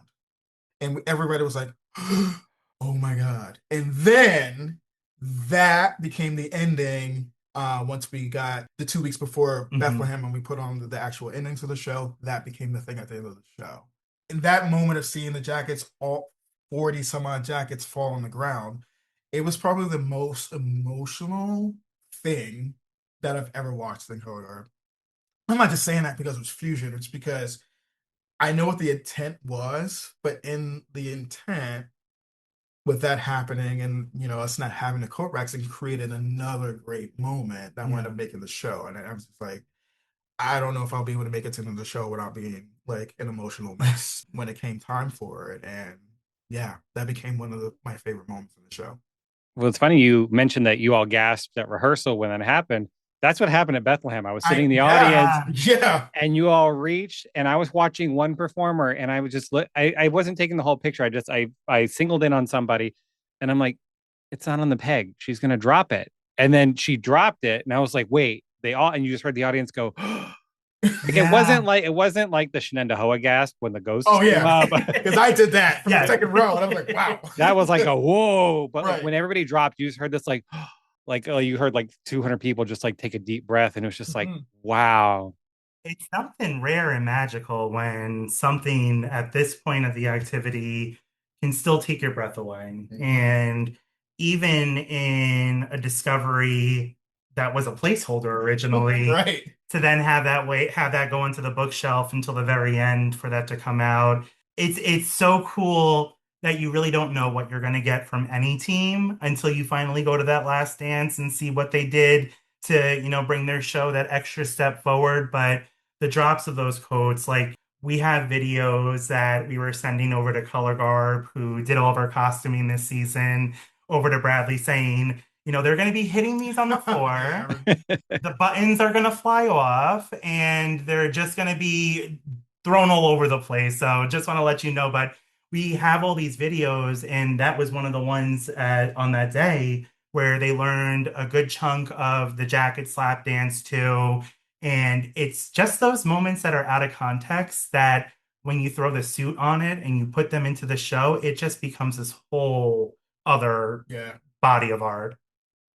That's so cool. I want to tinfoil hat something for you. So sit back for a second. I want to run something by you that I've been thinking about with this show for a while. And I feel like there's a second source of inspiration with this show. And the more and more I watch it and look into it, I've come up with this theory.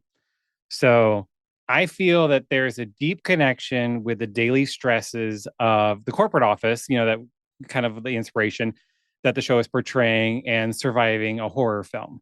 You have the endless, persistent chase of a killer, which can symbolize the constant demand for work and productivity. You have the killers like mask or disguise, which is like a sign of corporate greed and how the CEOs have to hold up a certain image and a front to appease the shareholders.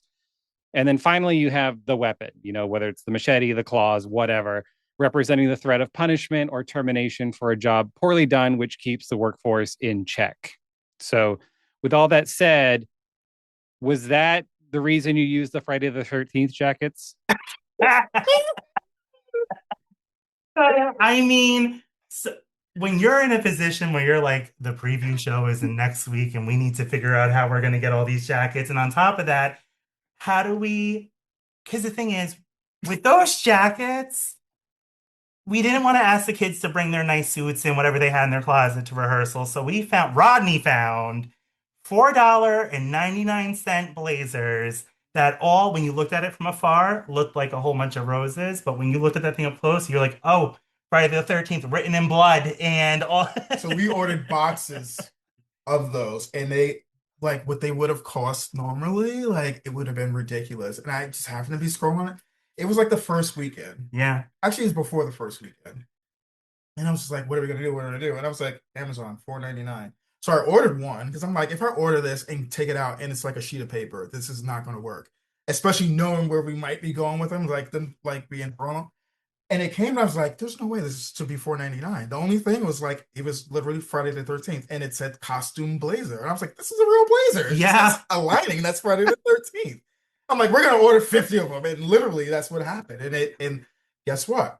People wore them all day. That was people's every practice rehearsal. jacket all season. Yeah, and they had to have them for the preview, the first show. But then the people were like, oh, yeah, well, I need it for rehearsal, so like there it is. Yeah, Like, I don't want to dirty my show jacket, so let me use it. and it just stuck, and nobody even batted an eyelash. At first, you're like Friday the 13th, but then like you really don't notice it after a while.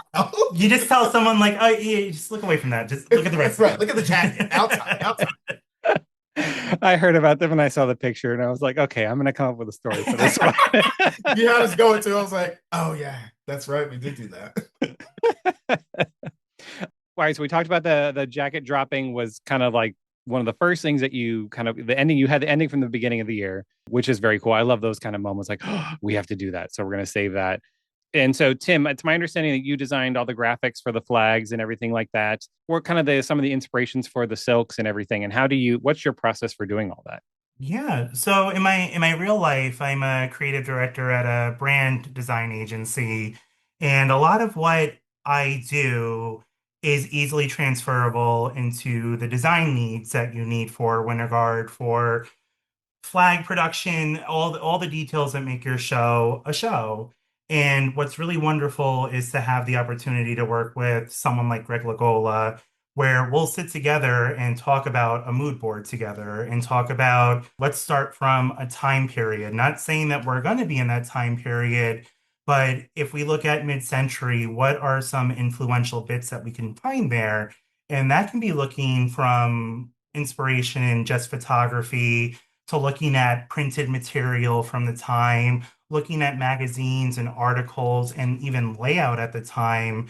And also, what was life like? What did it look like through photography? What did it look like at that specific time, whether that was the 60s, the 70s, or even the 80s? So coming together with, knowing that there could be a sense of place, we're referring to an office space. What is this office space held in? What building is it in? If it were in New York, would it be in the Empire State Building? Would it be somewhere else?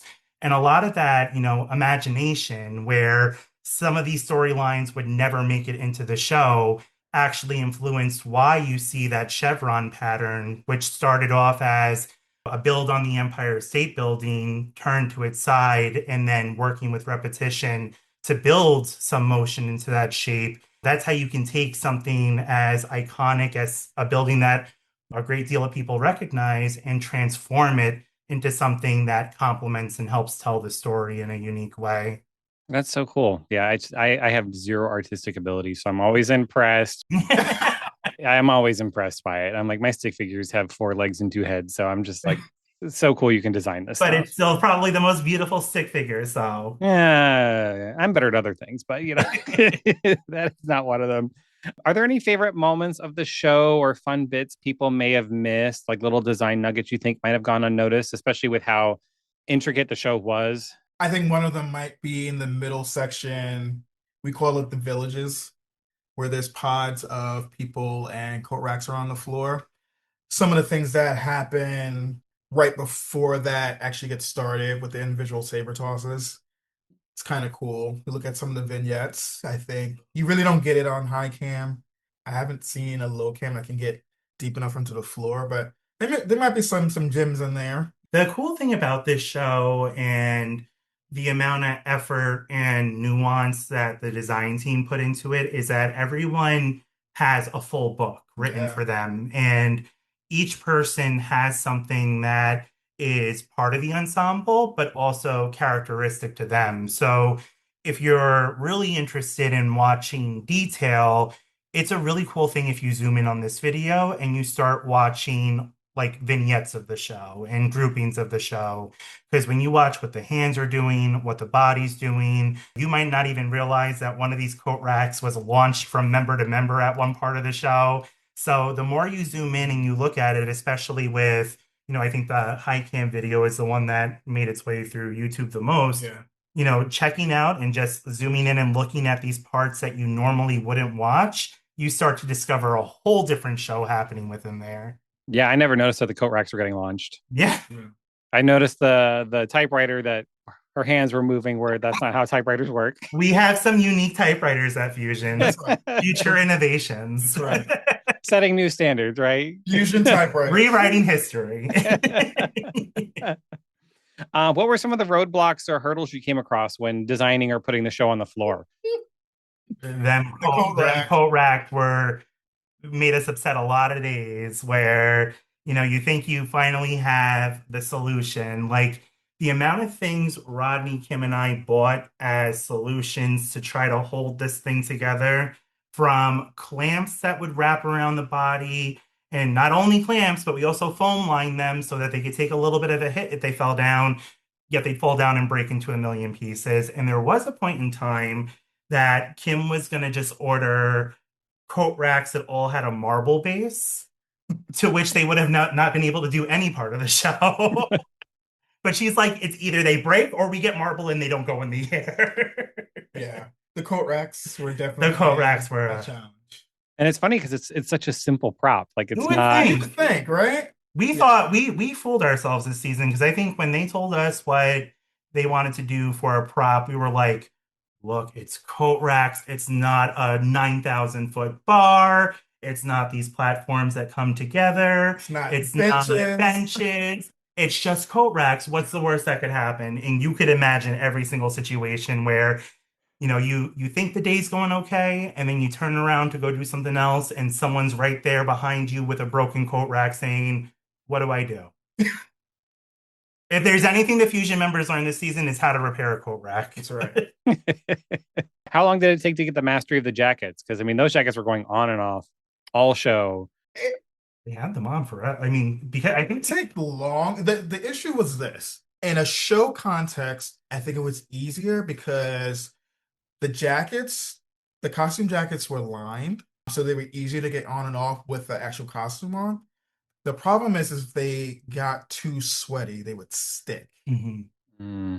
So they couldn't work themselves up so much that they got so sweaty that it just became like fabric on fabric, wet towel. But, once they were able to cool off and in contacts, it was actually easier. It was easier for them to do the show than it was for them to rehearse, because, you got rehearsal blacks on with your t-shirt or whatever, and you got the Friday the 13th blazers on, and not the same.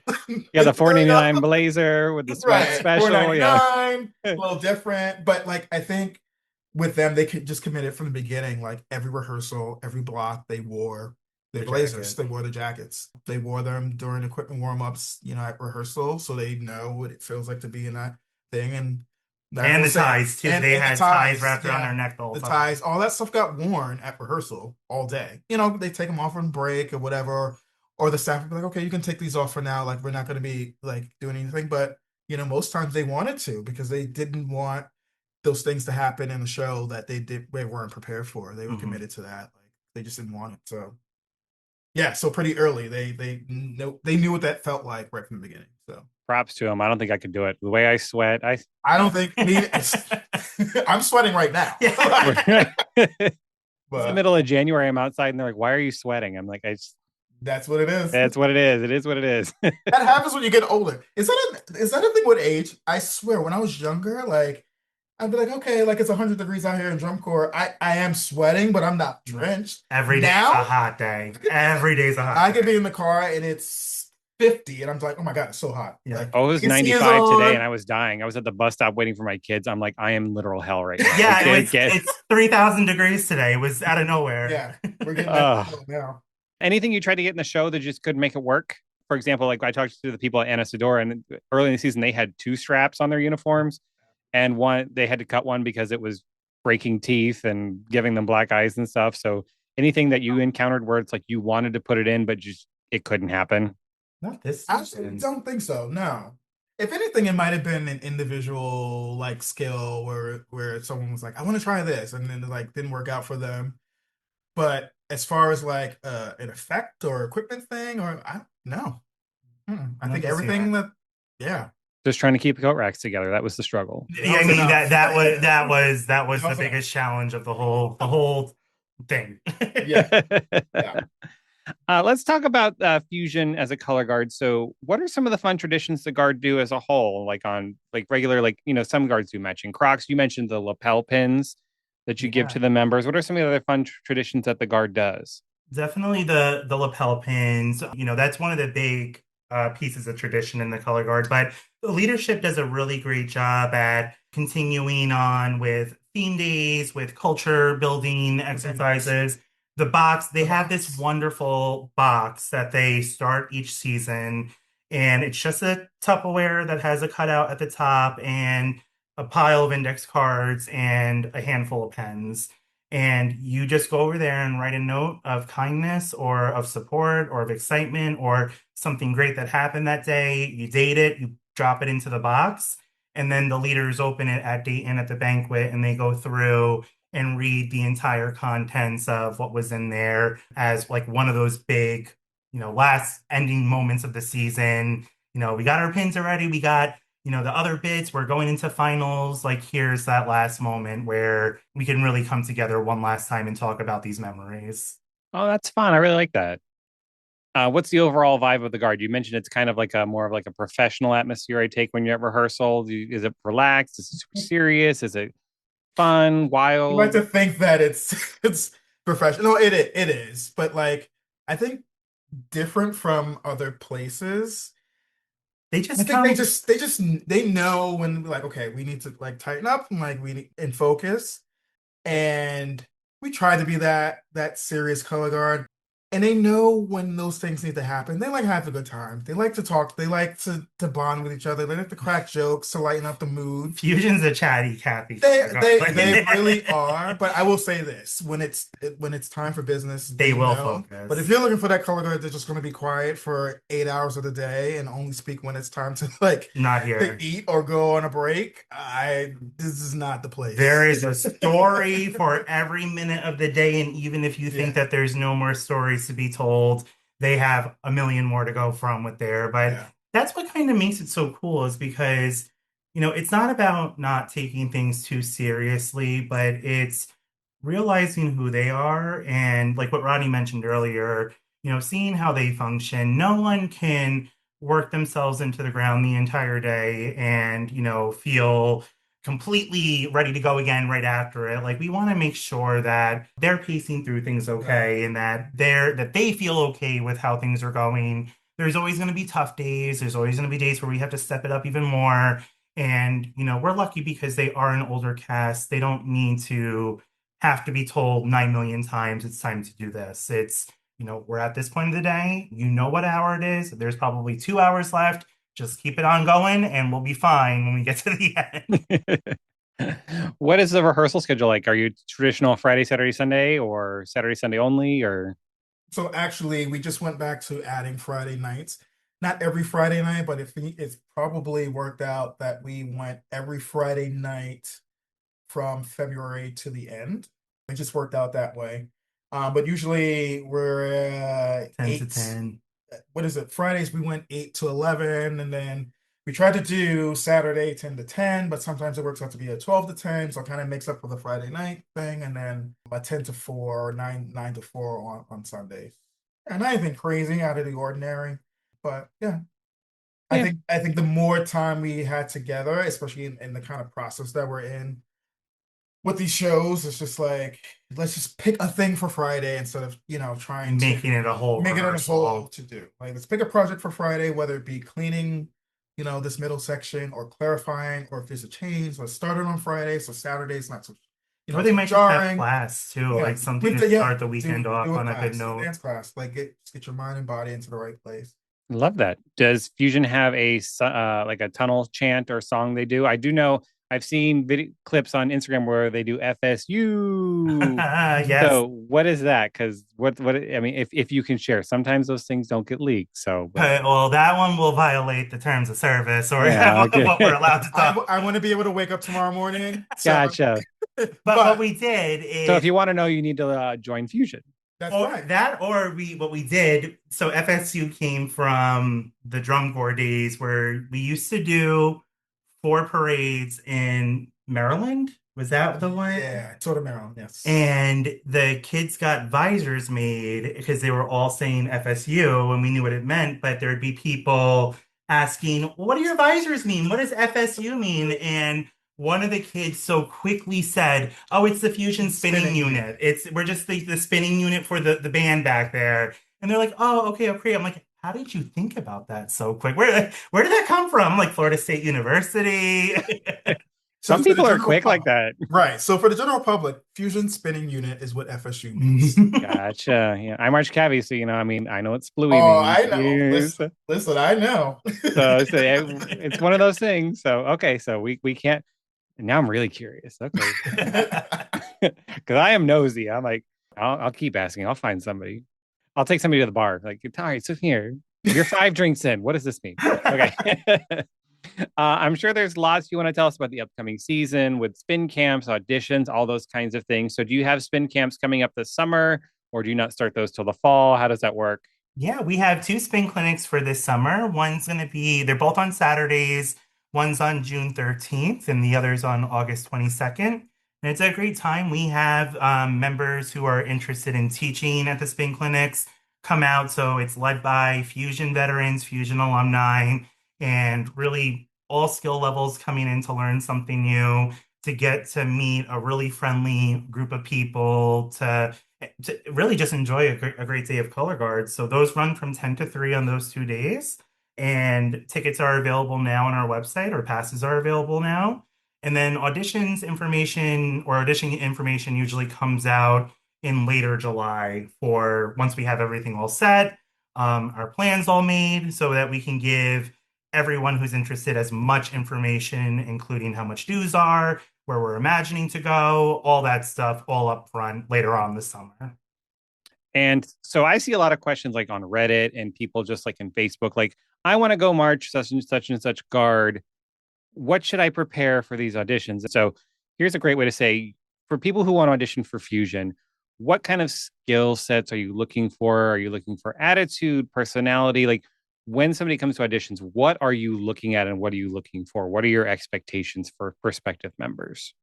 I think a lot of it starts off with just that. It comes in with personality and approach. And, with where we are and, what level of color guard is around us and what programs, what high schools, a lot of what we have to do is a lot of training. Like we don't have expectations when we're holding our auditions that we're going to have all these kids coming in needing to do these really high skills. Like a lot of it starts off with, well, where are you at in your movement journey and how do you express yourself that way? Equipment, we really look at what you're starting to do and where we can take you. If you're open to the journey and to evolve and to push through and you have essential skills in the activity already, that's kind of we look for everything and anything.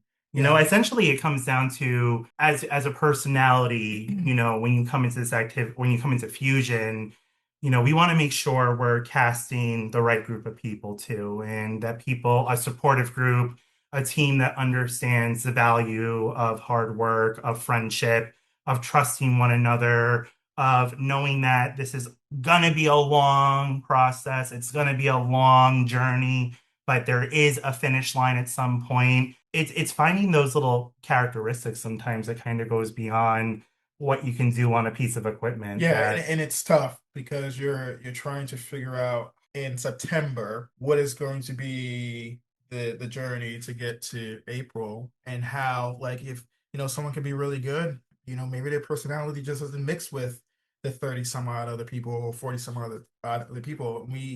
admin and staff, we have to predict the future Mhm. a lot. And And also give people the benefit of the doubt because it's a scary thing to audition. well, yeah, and you gotta think for. about, well, what's going to be the growth pattern of these performers down the line. You know what I Yeah. mean? Like when it gets tough in January and things are being like thrown left and right. You know what I mean? You have to think about people's capacity. I talk about that with the color a lot. Is like you have to understand your capacity to be able to process things, in certain moments, and not everybody can process the same amount at one time. This is a lot, and where they're learning choreo or equipment or movement things, and it's kind of like, how will they handle the learning process? Because the learning process in itself is a learning process. You know what I mean? Especially where we're probably not starting, the show process until December. So like in that December and all of January, will that person be able to understand what's happening? And then take that and possibly have your first show be a regional, and that kind of pressure. Like, you know what I mean? Did we give them enough time to process the information? Well, let's see how they do in this choreo block. You know what I mean? And those are kind of the things and tests. And I know that's a lot of information, but people always want to know. Get emails, personal emails. Hey, what do I need to work on? I say, I'm sorry, I don't know if I can answer that for you. I don't know you. I haven't had a conversation with you.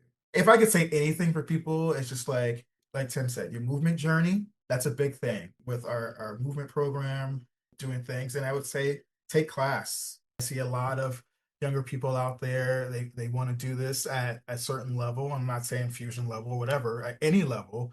And it's kind of like, okay, what are you doing to prepare? Oh, well, if you have the opportunity, take a class, take a dance class, any class, get that foundation, get your body used to moving through.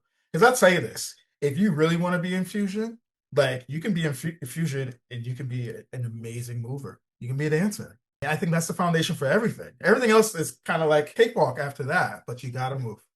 But if you want to, and you're listening to this, get on the train and go take class. Go to class. If you can get to New York and take Jacqueline's class, do so. But if you have a place that's down a block from you, by all means, go to that. Yeah. You know what I mean? I would listen. Do that. That's even easier. You can go more often. I've always wanted to take one of those high heel dance classes that they do. Those look like so much fun. Man, my ankles would not last up the first 5 seconds. You are not doing this. Well, all right. So what about socials? So where can we find you socials, website? You mentioned you websites. If you want to go to the auditions or clinics, that'll be there. So where is that for people to go to? Yeah, our website is www.fusionwg.org. And then you can find us on Instagram. We're very active on Instagram at Fusion Winterguard.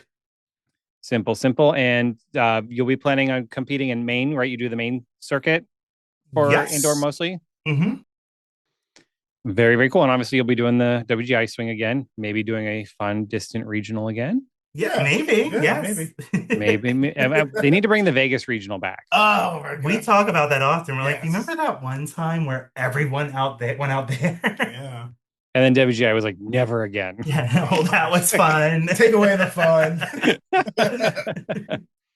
So as we wrap up, any humble brags about your group or season you'd like to share? Anything you're just like especially proud of that your time to gloat? No shame. Well, it's hard because it's just being proud of this organization for the journey it's been, in the time that it's been, and the speed that everything has happened in. This is definitely probably a once in a lifetime experience for a lot of us over here with the way this journey has played out and getting to see so much of this. It's been nothing short of a pleasure to be able to do this with this organization and for everyone to kind of share similar values to make it easier for everyone to get into. So the humble brag is that Fusion's a great place to be.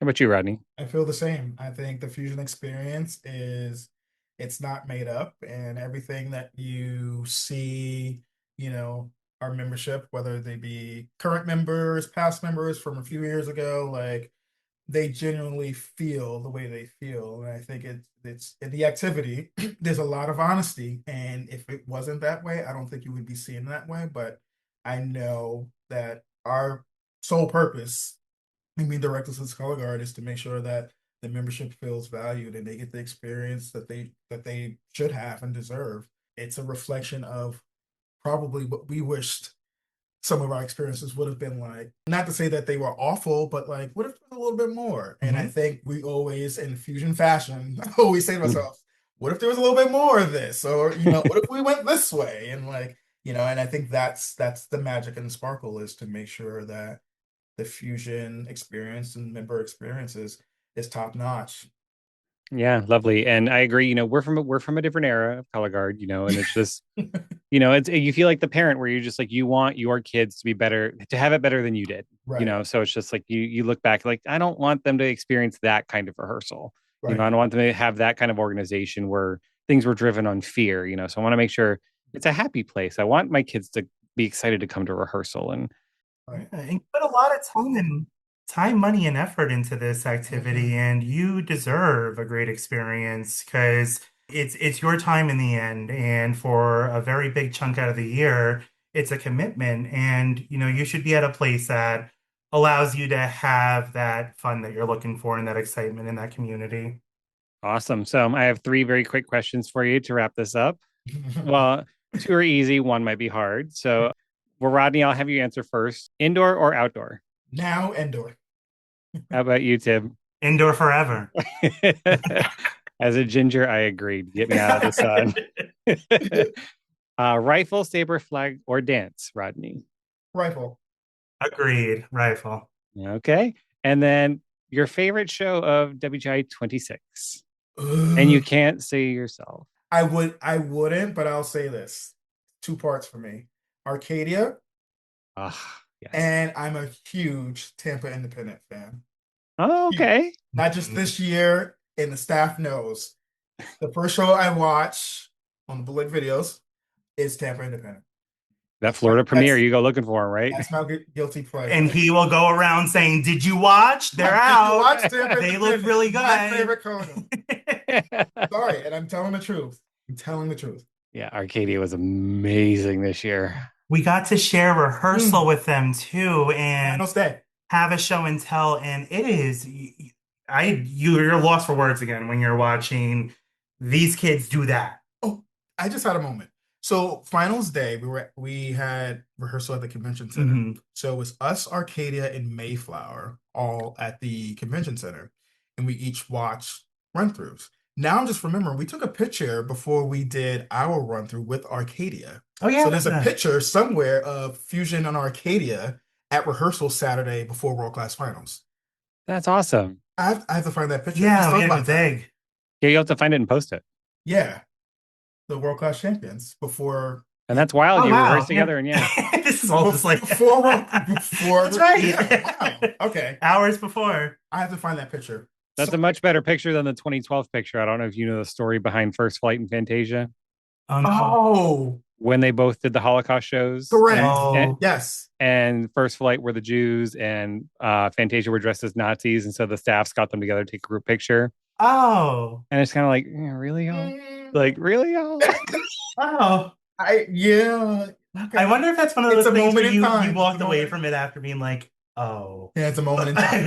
A moment in time. Like, it seemed like a great idea, and then you're like, wait a minute, what do we just do? Context. It gets buried on Facebook after all those years. Definitely have to find that. How about you, Tim? Favorite show?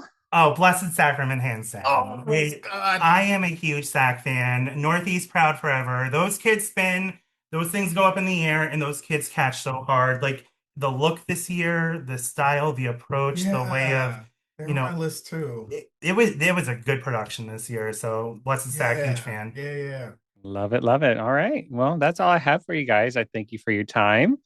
Thank you for having us. This is fun. Yeah, absolutely. So everybody, make sure you keep an eye on their Instagram. Very active there. I do know that. So if you're looking at clinics or auditions, all that information will be there. Once again, the website is www.fusionwg.org. Yeah.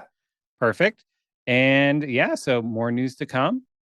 Thank you for asking us to be a part of this. And, we don't really talk much outside of, our world at Fusion. And, we tend to often find ourselves in a bubble and lose ourselves in the bubble. So getting to share that with everyone, is a really awesome opportunity. And it's also so cool too, like just everything you've been doing and getting to hear from a different voice and different perspectives and hearing just freshness in the activity. You do such a great job at that. Like it's been really exciting every season listening to your podcast and the guests that you bring on as well. Like it offers more to something that I feel like WGI should be doing more of. But, to have so many great people like yourself out here documenting these moments and, getting to share voices that you might not really hear ever and having that go, like it's really, really great. Oh, I mean, this is a treat for me. So thank you so much for being here. Thank you Thank you so for having us. much. Thank you. That will do it for today's episode. Once again, sorry for the long episode, but as I said in the intro, there was just so much to talk about, and being able to sit down with a team from such a prestigious group was an opportunity I was not going to waste. Links to pretty much all of the shows we talked about can be found within the show notes, including years from when both Tim and Rodney were marching. I'll be back in 2 weeks with another program showcase series episode, and I might be back before then. It all depends on what happens with the WGI proposals. If they come out and they're worthy of an episode like we did last year, we'll cover them. If not, I won't. So until next time, stay safe, stay fabulous, and remember at the end of the day, it's just flags in a gym.